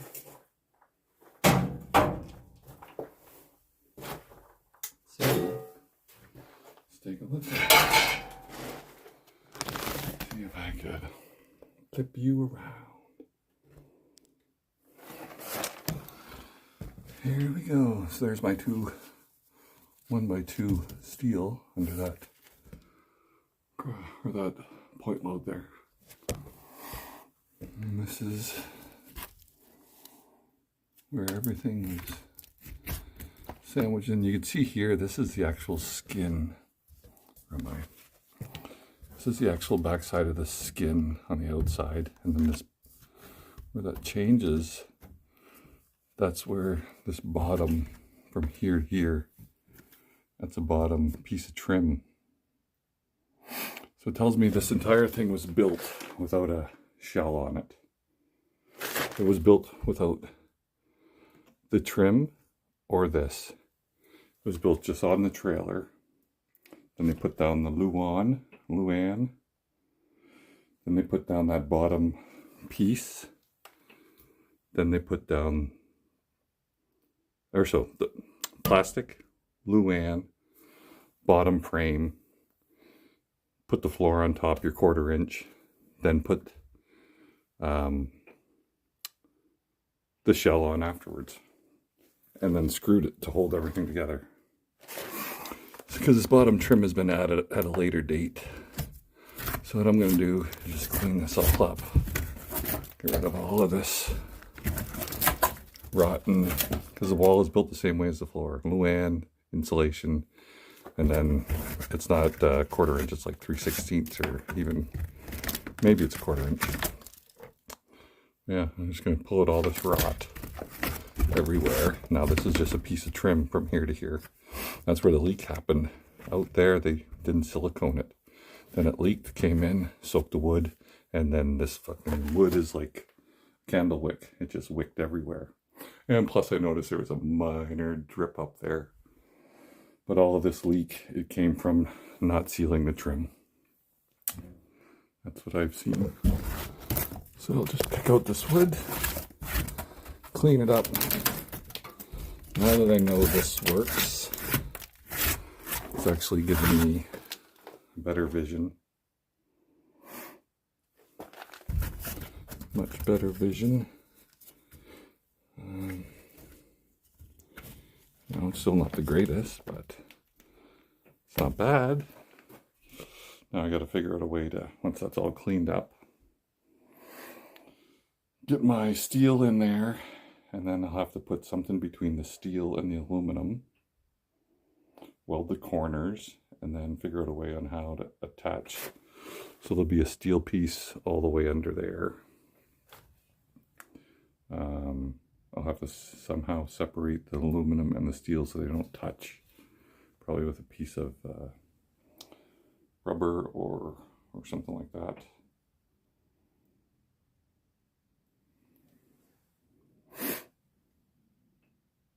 And then I won't, and then I'll do the same thing. I'll frame around this wheel well, and I'll just bolt the wheel well to the frame in case that wheel well ever has to be replaced in the future, which it will, I'm sure.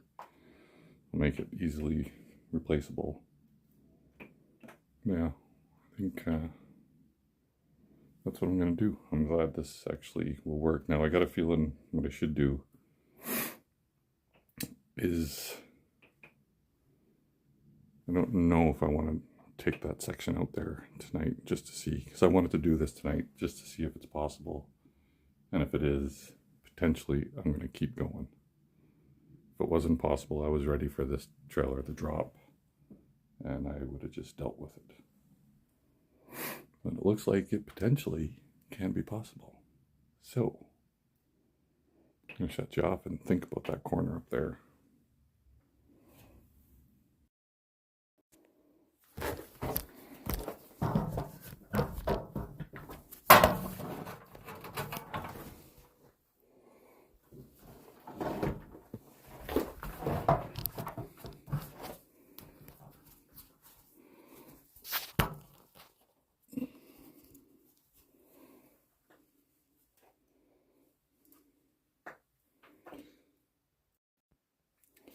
I'm back on this side of the wheel well.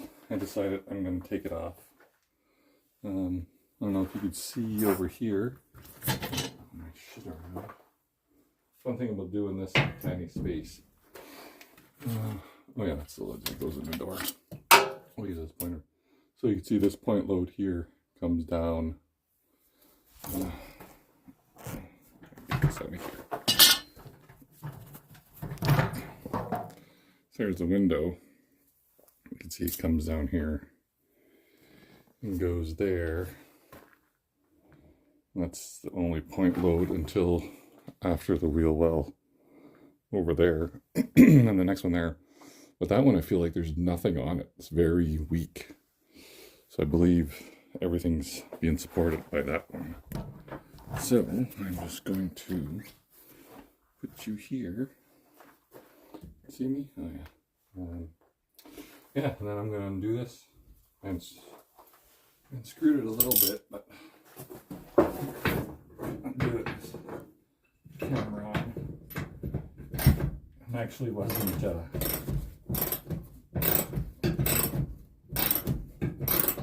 to undo.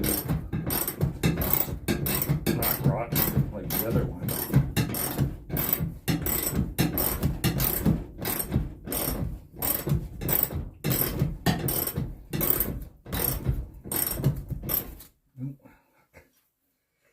So just awkward positions.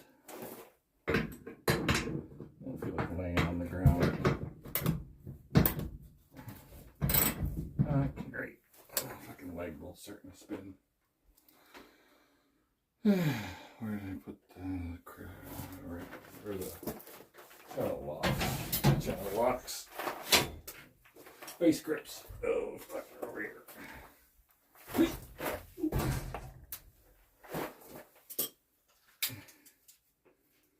I remember the orientation of the other one, so I get everything back to its rightful position. If I go forward with this, I'm still on the fence.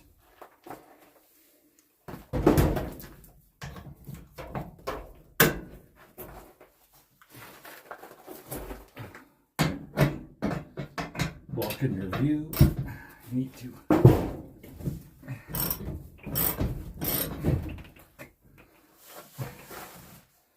I might have to sit on the ground here somehow.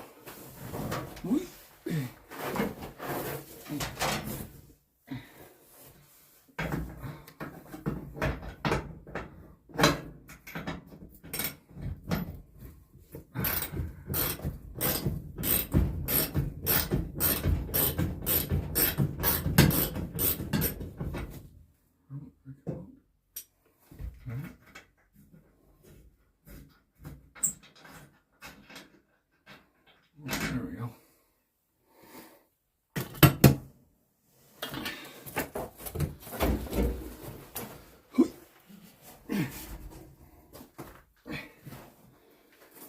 There's a nut in the washer.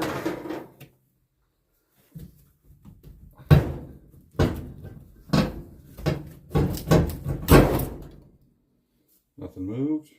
Everything stayed exactly where it's supposed to be. This one's in good shape. Still a little wet though. You can pick up the moisture. Let's see here. Super skull beam.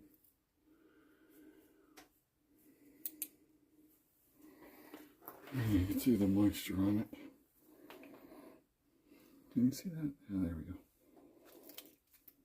Wet. It's not bad though, like it's solid still. Here's a bit wet, but the paper's wet, the Luann's completely shot. But this is actually still solid.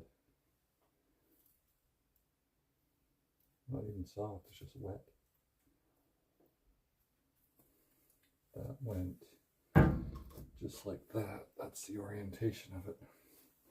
It's not like they're centered, right? So this frame would have been put on squared, and then these blocks would have been put in place to hold it square. So I'm not going to reinvent the wheel with re-squaring this. But that goes right there like that. And if I forget, the orientation is the bottom left. It's the closest to this corner from all the way around. Top wise, this way. Closest to that corner. There. So, now let's just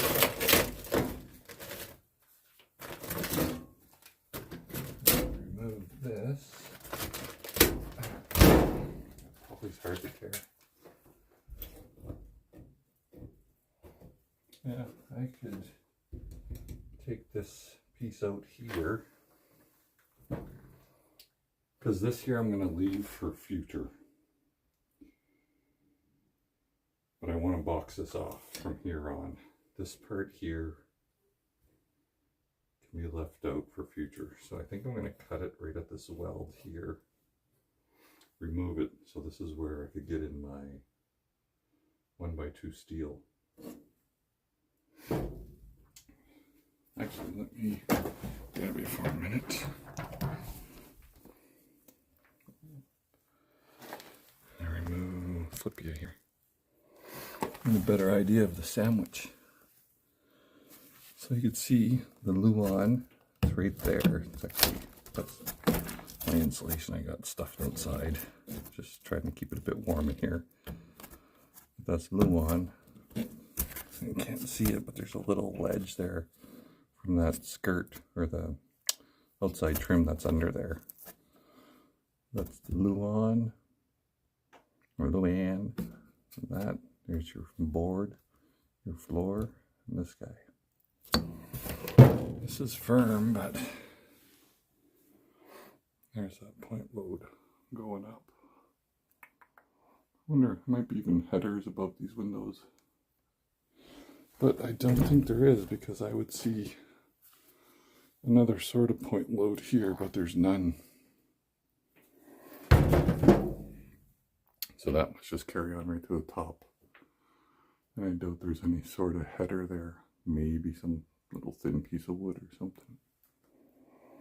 But you would see a point load right here, and then one going across here to carry the load. That does not seem to be the case. And those are probably just screwed into wood. Probably similar to this. Probably a piece of wood, which was for your cabinets. Probably carries all the way over. And then it's probably framed in wood, and then screwed in. But yeah, so this here, I'm going to cut it right at this weld. Get this exposed, and then that's where steel could come in, and I could go down there with steel across, all the way down there, connected. Then box in both sides like that. And where this one came across, do the same thing, steel. Where this one came across, do the same thing, steel.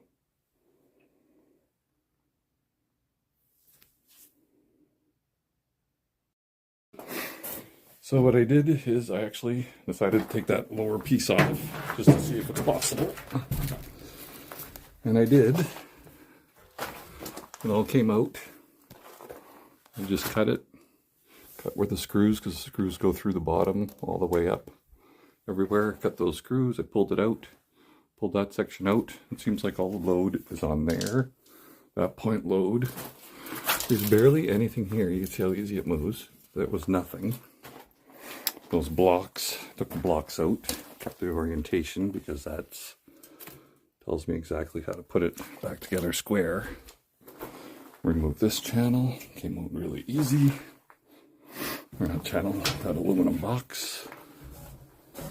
And then I remove this one.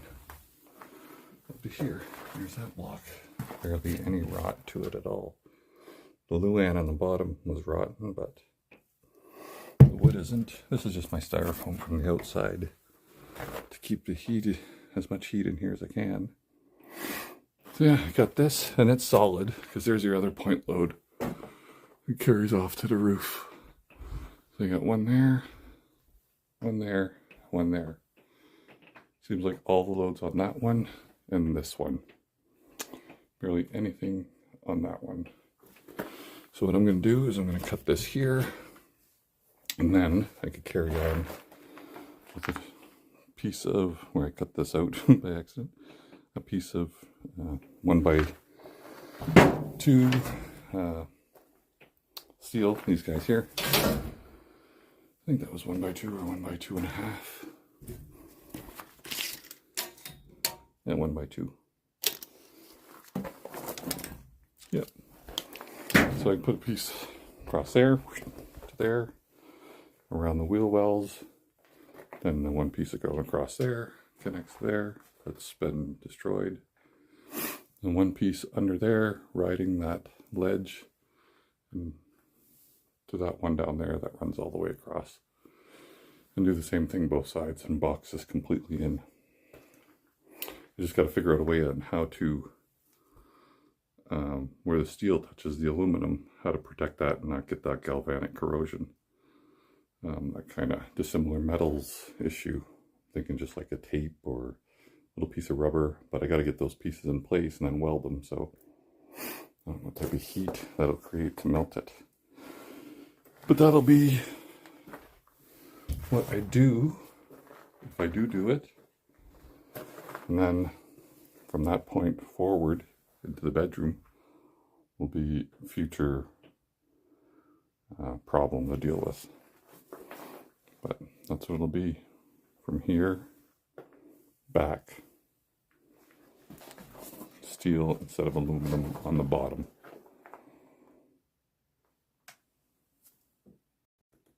Here's a bird's eye view of the nightmare.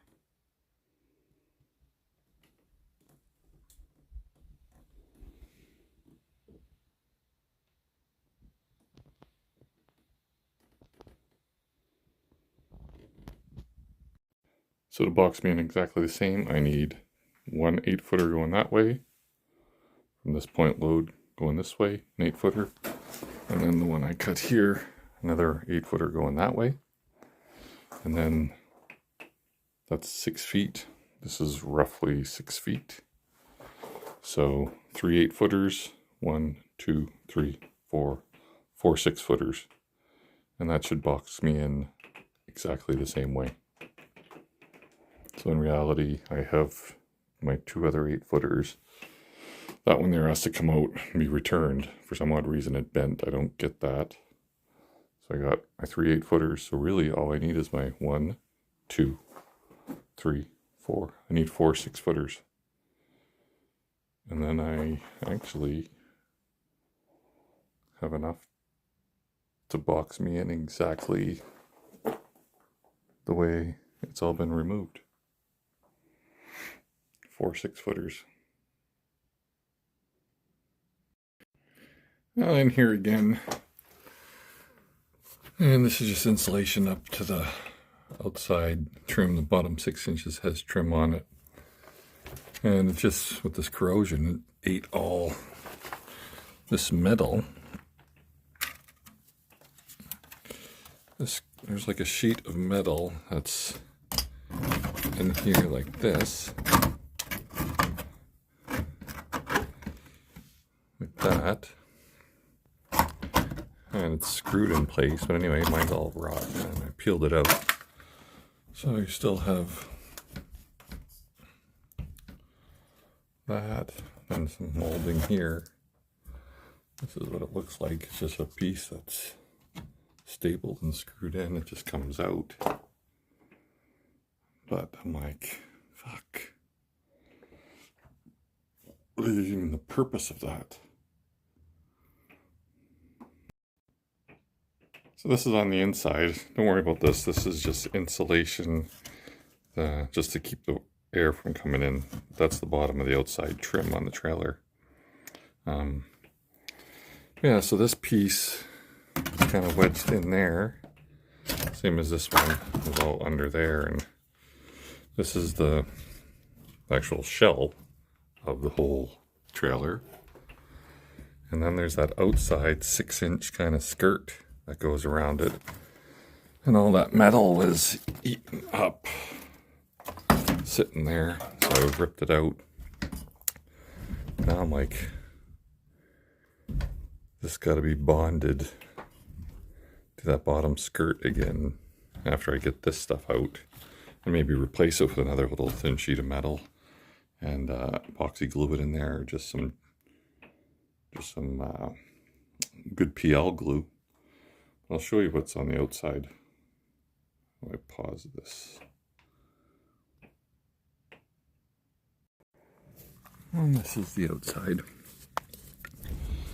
So you kind of see just a lower trim. I got it taped up, but there, it's right here. I cut open that little spot to get the cross member in.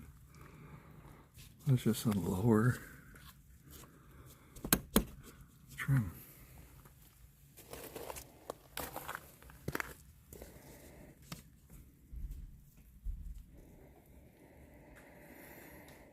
That's it there. Do not get the purpose of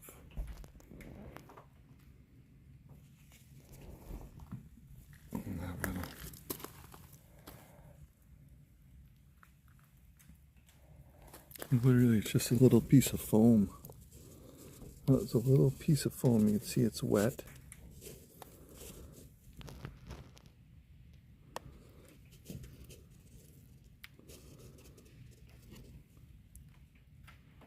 I don't understand the design.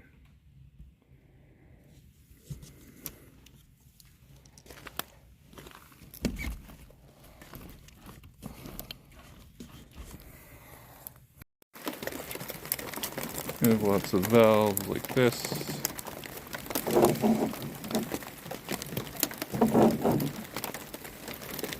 Elbows. And there's this part here. Two connection spots there.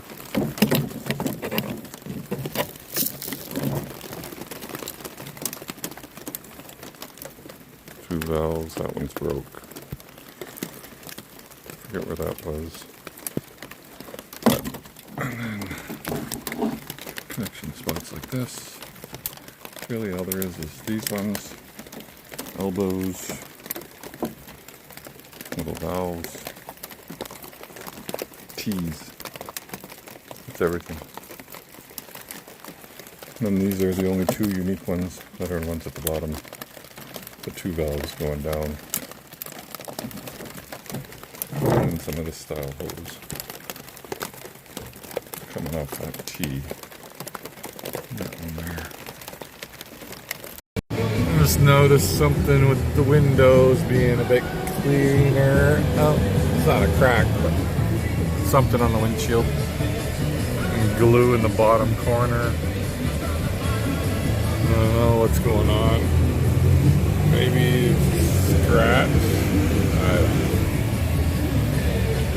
Imperfections, surface imperfections everywhere on this vehicle. Too many to count, actually. So I realize all of this water intrusion was due to this J-wrap. So I need to get a cross section of it. I could figure out how to repair it. So I just removed the skirt. Just has couple screws in it. Oh, there's one more screw down here, I think. Oh, there it is. Let's see if I can do this while I'm still on the phone. Recording. Oh, there we go. That just comes off. Now I will attempt to peel this off. See how it's constructed. Something seems strange though, because it looks like it's almost styrofoam there and not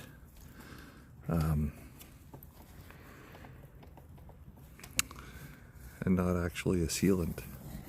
As you can see, it's like foamy.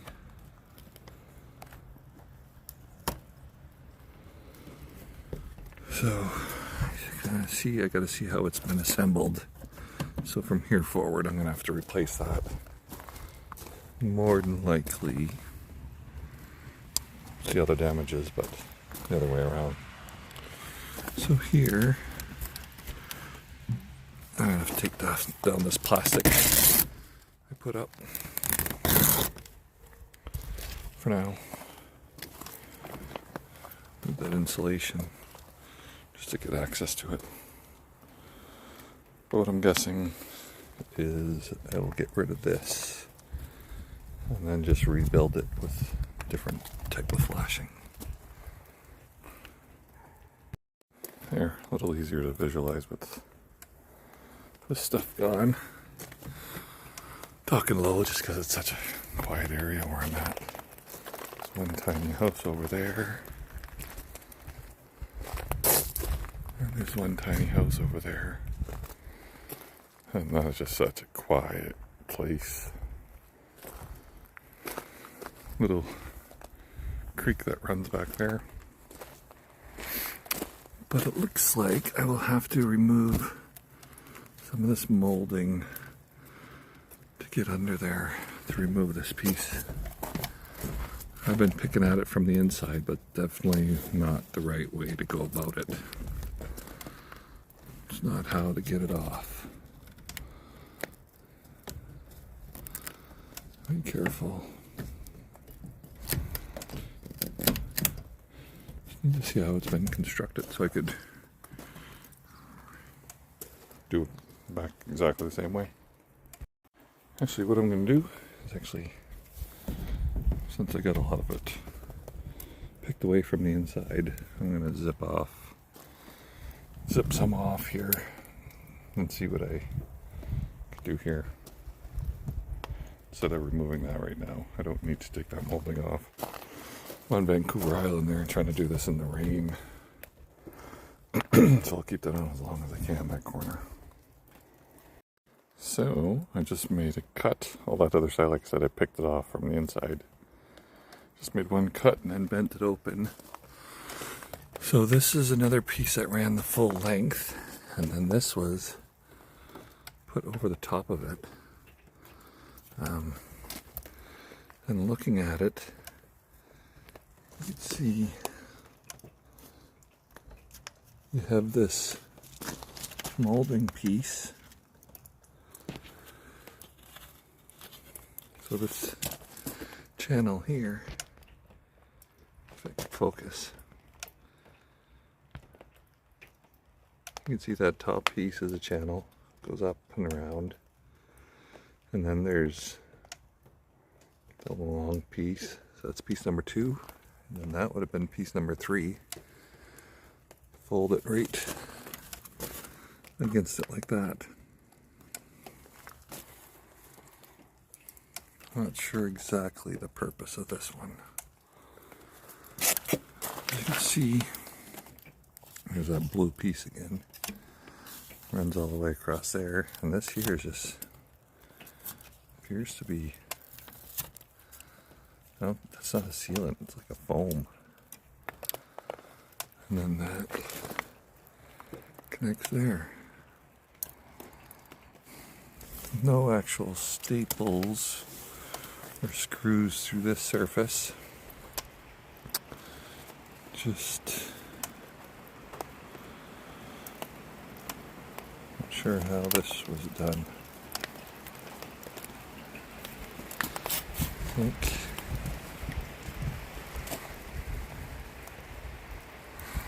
I think this one piece, this top piece,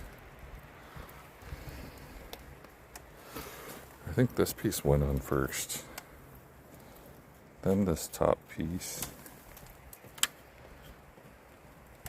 And then this molding slid in. Something like that. Let's peel apart this side and see where the staples are. Okay, so the staples are through that piece. Try to take this out carefully. As careful as I can. doing too much damage. Just tin there. Oh, I see. So just glued or slid under the molding.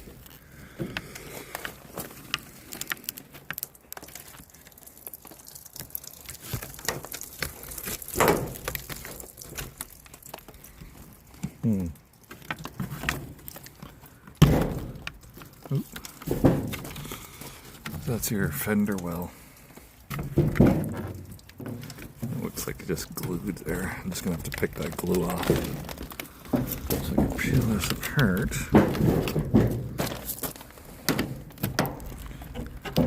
Try to do it with one hand. Oh, there's some staples in it too. See a staple there. There. So that's stapled there. Okay, I'm gonna need 2 hands. Gotta pry that spot apart. But I have a feeling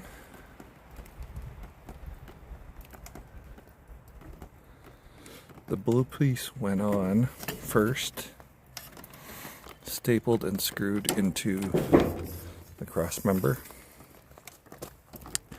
Then the top J kind of molding, this top part, went across the seam after that, and then stapled kind of halfway down from this way into the blue. And then this part here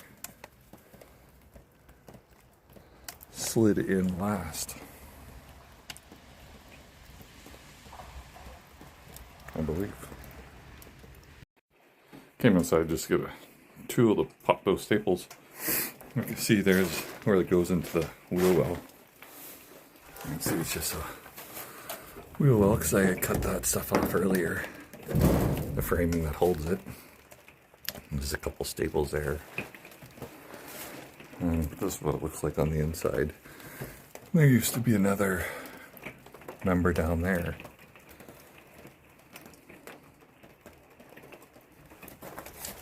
And you can kind of see if that was up there. All those screws.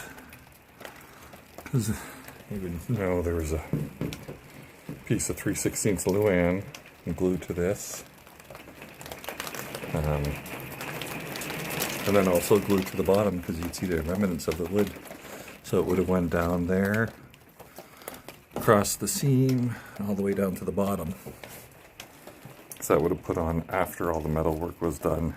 And then insulation, this, see the Luan, then insulation, and then your crappy wood like this on the outside. So we'll see how they did this. Seems like a lot of different areas for water to get intrusion in. I'm not sure why it was done like that. You can kind of see.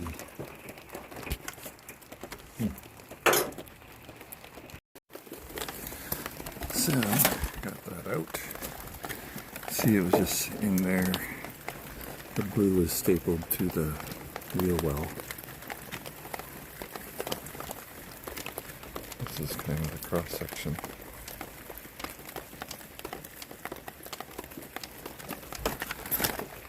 When I took this other piece off, I just kind of bent it and twisted it. Broke the little bolts. It was the same sort of deal, all the little screws. That blue was tucked in under there. Tucked in under there and then stapled. And the wood behind it, which would have ran the full wall.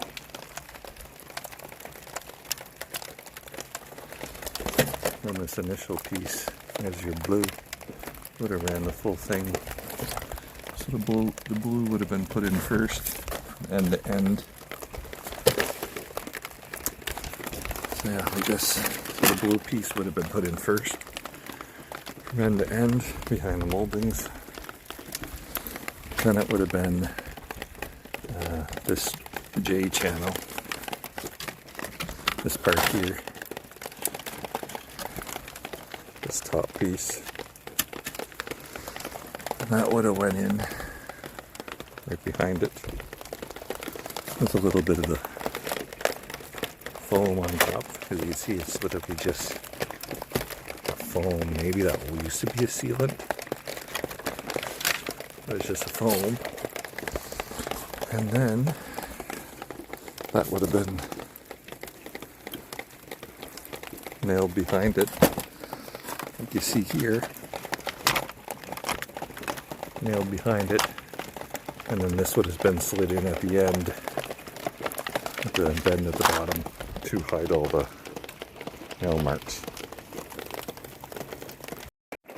And here we are on the inside, trying to do all of this in the cock-sucking fucking rain.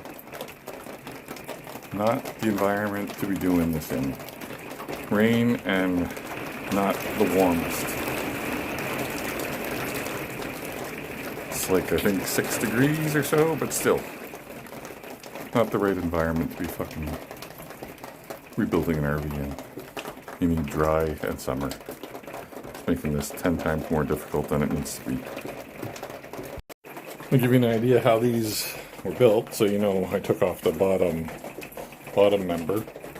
But here you can see, so that's the cross section. That spot hanging is just the poly wrap below that. So 3/16 of Luan goes underneath that bottom metal to the other side, and then foam butts up against the aluminum channel there, 1.5 inches. And then the top of the floor runs all the way across and goes in between both of those members, those aluminum channels. And then it's screwed from the bottom up through all the layers. The first layer of wood 3/16, then the aluminum channel, and the next layer of wood 3/16, and then the top. So the floor is actually a part of the structure here. And you can see the remnants of the screws right there that would have went, it looks like they probably would have been fucking 6-inch long screws.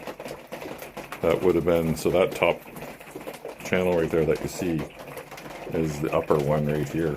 So the screws would have went through the bottom 3/16 and the aluminum channel, then the top of the floor, which is 1/4 inch, and then that next aluminum tubing, 1 inch, and then sticks out the top like this. So this whole floor is actually a part of the structure, how they built it. So they would have put the 3/16 on first, all the way across, and then they would have put the bottom framing, then they would have put the styrofoam, then they would have laid the entire floor 1/4 inch, and then they would have put the top of the frame on, top of the shelter, sandwiched it all on top, and then they would have went around and screwed in everything from the bottom, connecting the floor to the outer shell of your RV. Yeah, this is how thin that aluminum is. Like, not much thinner than my fingernail. But I guess it's strong enough. It's light. Now we get 8, 16, 24, and that's a 6-footer. That's a 6-footer. So that's 24, 30, 36. And don't worry about anything in here, because you might do that with wood. So 8, 16, 24, plus 12, 36 feet. We'll start with that. And then maybe get something miscellaneous to build some sort of members here.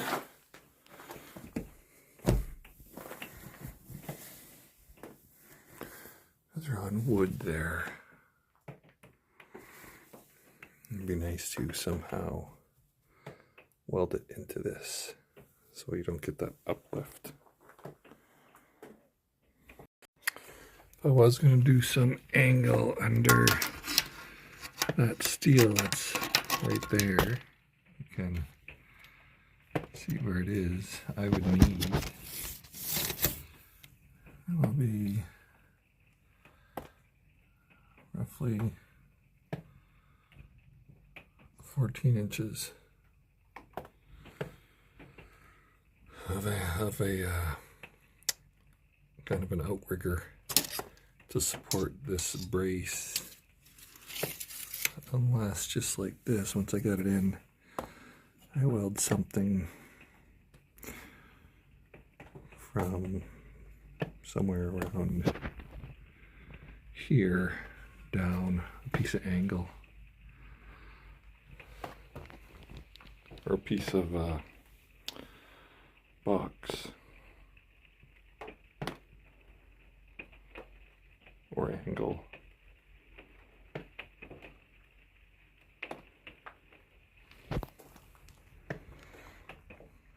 Could be anything really. I could just weld it on the side and go down. That distance is about 14 inches. And I'd have to go down at an angle a little bit, so you're looking at whatever that would be.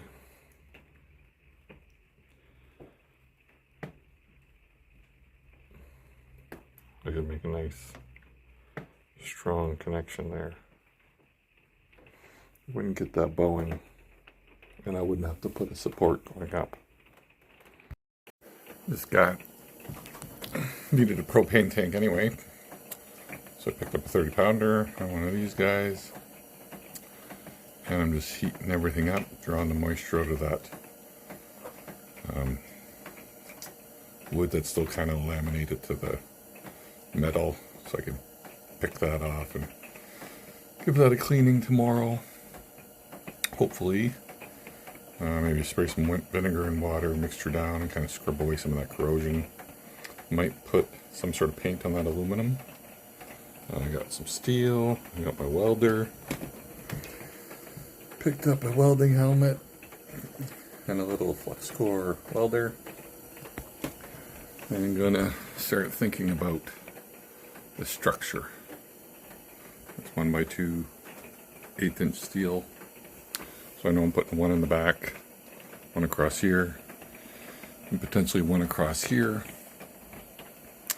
and possibly connecting them down the sides just to go below that existing. But we'll just see. I gotta be a little bit weight conscious. But I removed a lot of stuff in here that's not going back in here, so I could balance that weight out too. But my floor is also going to be heavier than the original floor, so I got to think about it. We'll see how things go.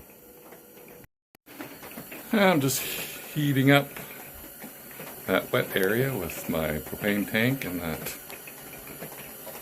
cover I got on, and I'm just getting ready to get rid of this aluminum here and all the way under there, the lower section of it. But I keep tripping over this, so unscrew it. I just cracked it and loosened it. This is the propane for fuck, it's so hard working in here. This is the propane for, looks like it looped under there first. Just make sure I capture it how it went. There. There. This is the propane for the fridge, which I don't think I'm keeping anyway. I don't want a propane fridge. Doesn't seem useful to me whatsoever. Seems like it's just a waste. It's more than likely this will be capped anyway. But we'll put this, we'll tape up the ends anyway, just in case I do use it, but I highly doubt it.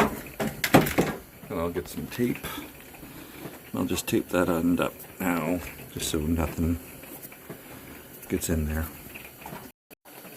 So I'm just right here at this side, so this is the entrance side. So I took the bolt off here, the nut. This one actually came off really easy because it's not rotten, but you can see it's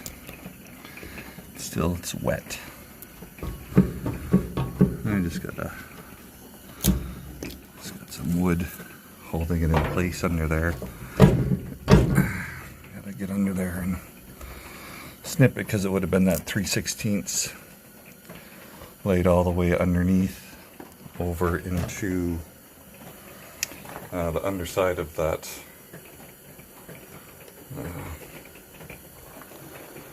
cross, or that aluminum tube steel. Yeah, I can just get, oh, there we go. Just gotta get under it.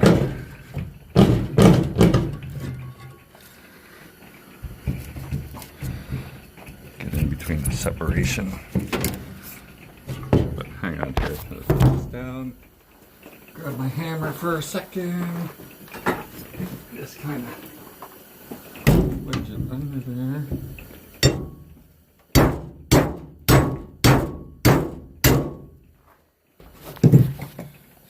Just wedge it up.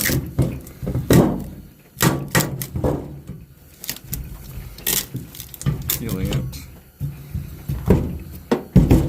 I'm going to hammer it under there and pull that pin out.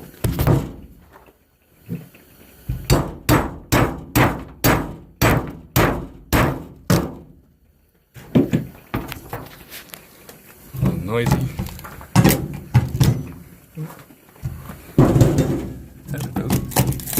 There we go. That's what that looks like. So there's that layer 3/16 underneath.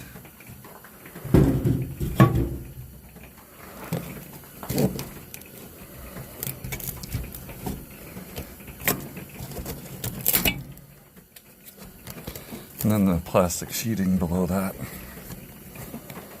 So this is all 3/16, and this one is plastic sheeting. But nothing moved, nothing shifted, so that's all good. And this guy here, actually he's not screwed down, he just pushed in there. Kind of odd. Yeah, he's not glued, he's not screwed. He's just sitting in that corner. And again, 3/16 below it. And then your paper. And you can see there was your flooring. So, paper, 3/16 wood instead of your styrofoam, and then flooring. And then this door does have to come out to get that bottom piece out. There's just trim on the side to hide the gaps in the wall there. Cleans it up. So get that off there. Right now there's about a finger width. And again, when you're taking these guys off, just understand there's staples everywhere. So this was on there like that, or however it was, yeah, like that. So it goes like this. So there's the 3/16 underneath, and from underneath they had stapled the wheel well every 3 inches or so with these large style staples all the way across. Actually, no, this was like this. This would have been this way. That's right. So the staples were done that way. Weird. But just be aware that there's staples everywhere on these things. I'm going to get rid of all of these gas lines too. The lower one's the heat, which goes into the end. That's the heat coming out there. And then the other one is the one that goes to the stove. Then I'm gonna go and I'm gonna take this one off too. This is your hot water tank. So, just heating it up, getting it toasty in here and drawing out all the humidity. What do I got in here? It's 26 degrees, 41% humidity, which is pretty amazing since it's like piss pouring rain. Well, not pissing, but it's raining pretty good outside. I wanted to make sure the area was level. I already checked it, but this time I got a nice straight edge here. I got my steel that came in. This was some scraps I have, 1x2s, 1/8 inch. So just looking at it, this direction, you got 0.3, and then let's see if we could get that. Get that going this direction here. Best I can, anyway. It's not sideways, but this technically should be level 2. And that's 0.6 that way. Not bad. Yeah. 0.6. Not too shabby.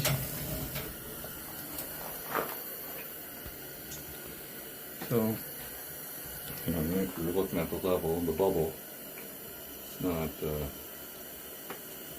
horrible.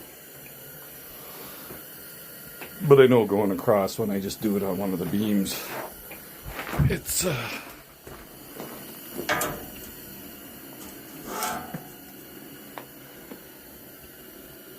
right there. But these guys are not super strong, but I know the steel is probably a better idea. I know I'm pretty good. Oh. Yeah, for some reason this back,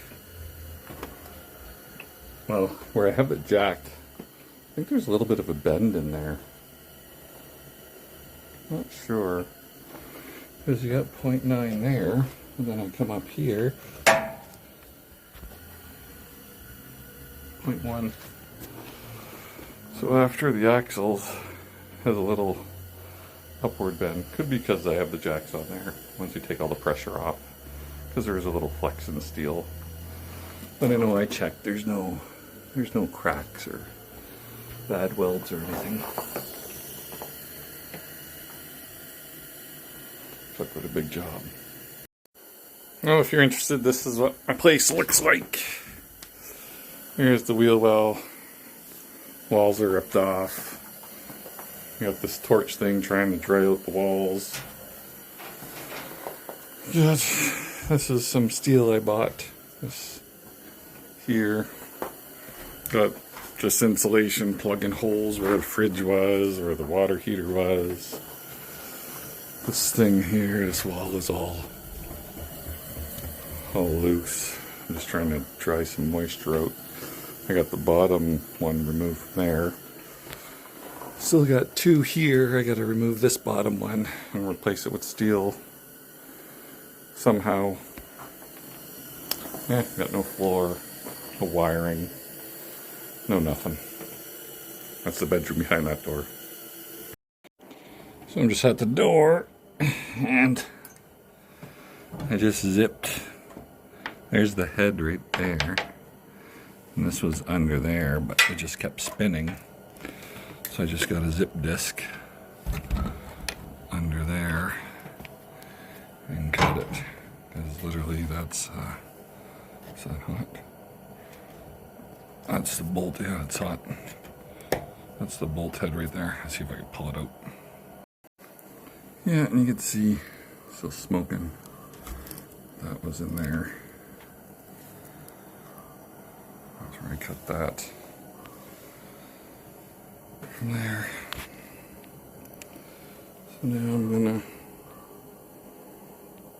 well, attempt to try to remove that bottom piece. And also, it's hard to see, but there's also one right there. Try to zip some of it away.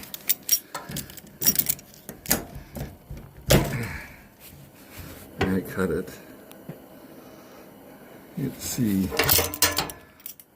the bottom of it right there. I can't reach underneath where it is though. Oh, I think I found it. It's hard to get to.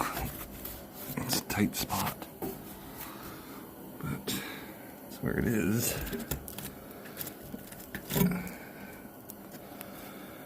Oh, start peeling away more. So now that I got those bolts cut, I'm not sure if I showed it, but I take this guy, and because there's screws that go up, and they actually come from the back, but I think the ones from the back are staples, so I could pull this forward. But I turn this on and I just go through here and I zip all the screws so I could take this out later. What I did this time is I just measured the thickness of the aluminum, with a piece of that white, with just white paint pen. And then I just know not to go too deep or whatever. And I'll just work my way along it and cut everything, and then hopefully be able to pull out that bottom channel without this thing dropping. Because from what I see, these are only your load points is there, and this one should be one, but it doesn't seem like any load is on it directly anyway. Maybe when the thing is moving and bounced around or something, or lowered off of my jacks. But then the next one is probably up there, but it seems like there's so much load on the back here that a lot of this is bypass, so not sure why that is, but definitely carries a load to the top. Also there, and then after the wheel well there's also, oh no, it's not after the wheel well. Next one would probably be right at that corner that'll go from the bottom all the way to the top. So this is the one here, the same as there, goes to the top, and then here it goes to the top. This is one that's just for the door frame. But yeah, I'm getting cutting. So I'm pulling it out. Nothing's dropped so far. Oh, but it looks like I missed a screw right there or something.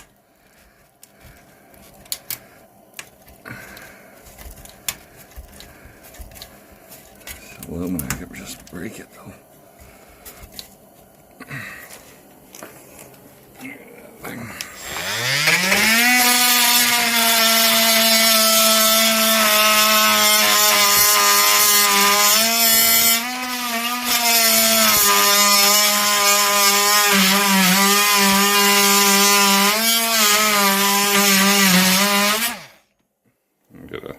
Shut this off. I just noticed the screw. Look at the fucking length of it. Is it popping in and out of the sheathing right there?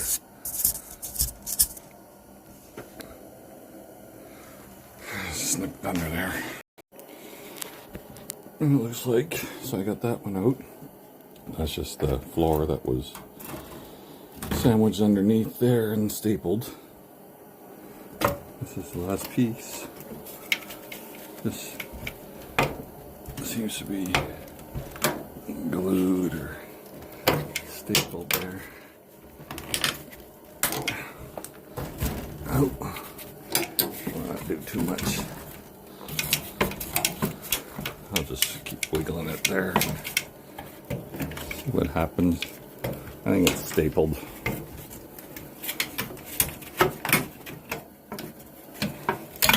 Corrosion, actually. What's going on in there? I'm not cutting myself. I think there's just a staple in there. Yeah, there's just a staple in there. You just got to pull it out. That'll be removed, and then I just gotta clean it up. And this is actually dry as a bone. It's that little bit of fascia or trim or whatever. That's what I gotta make for that side. Is dry as a bone on this side, so don't really have to touch it till down the road when I feel like it. I just gotta see now if anything really did drop, if I got room to get my 2 inches of, oh, I got a piece right here.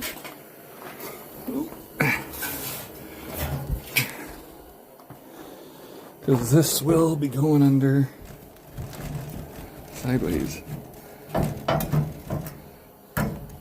Right there. I gotta get it up. Just a cunt here. But we're gonna make it work. That is getting under there. And going all the way across. Like that. Oh, yeah, you can see it now. See that screw right there going from underneath up top. I'm just gonna zip it under there. I zipped it out. I'm not zipped it out, oscillating tooled it out, but that's part of it. I must say they use screws in here that are 10 times stronger than any material that this place is built out of. So I have my extreme metal. It's a $30 bit Canadian. $30 metal oscillating tool, kind of hard. Can't see it. Anyway, that fucking... I don't know if I should try to return this, but it's not focusing. That damaged the teeth. Just that one fucking screw. Brutal. So, if anybody's looking for a way to stop galvanic corrosion between two different dissimilar metals, especially if you're going to have steel touch aluminum, like for me right here, I'm going to have steel going under this point load here, and this is made out of an aluminum. There used to be an aluminum piece here, but I removed it. Now I'm putting steel. But there was some previous corrosion, so what I did is I just mixed up some vinegar with some water. I just cut it and then just sprayed it on the surface, let it sit for a little bit, agitated a little bit with a green kind of scrubby thing. Just did that everywhere, kind of neutralized the corrosion, that kind of like electrolysis or whatever it's going through. You neutralize it, and then just did some water, kind of washed it off so it just didn't keep eating it away. And then I found this stuff. It's called Resisto, and what it says, so it's a tape. It's for joists outside, I guess. They go in between your, I think, steel and wood or something, prevents corrosion. I don't know, but it's made out of bitumen and a plastic. So, what does it state here? It says, I don't know if you could read it. Let's see if I could get it here where you could read it. Oh, it's right there. I don't know if that's showing up.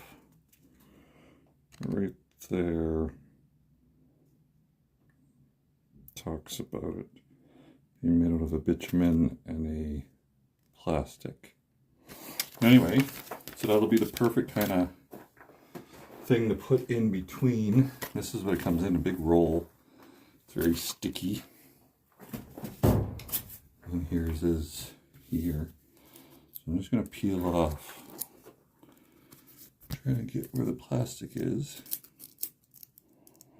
Yeah, and then after I wash the water off, I just wiped it down, let it dry. So just peel that off. That's really tacky and sticky. So I'm going to put that under here. So that's going to go as a separation point between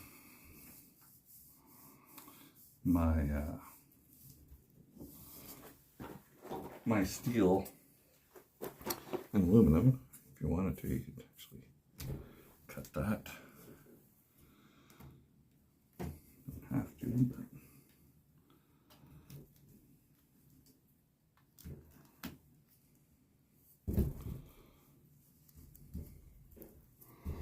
so now I got a good separation. The surface is made out of plastic, it says, and then the sticky material is a bitumen. So now when I put in my steel kind of cross member, which is going to go right there under the point load,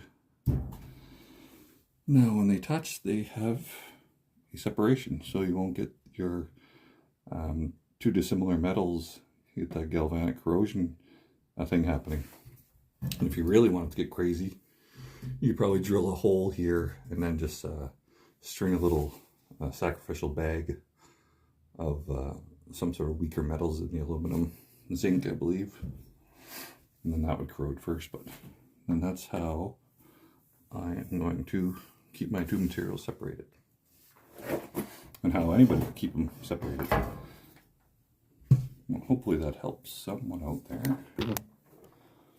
Because I'm actually running another piece of steel all the way under there, another one across the back, another one all the way under there. So I'm going to be using this stuff everywhere. That's quite incredible, actually. Really sticky and then plastic.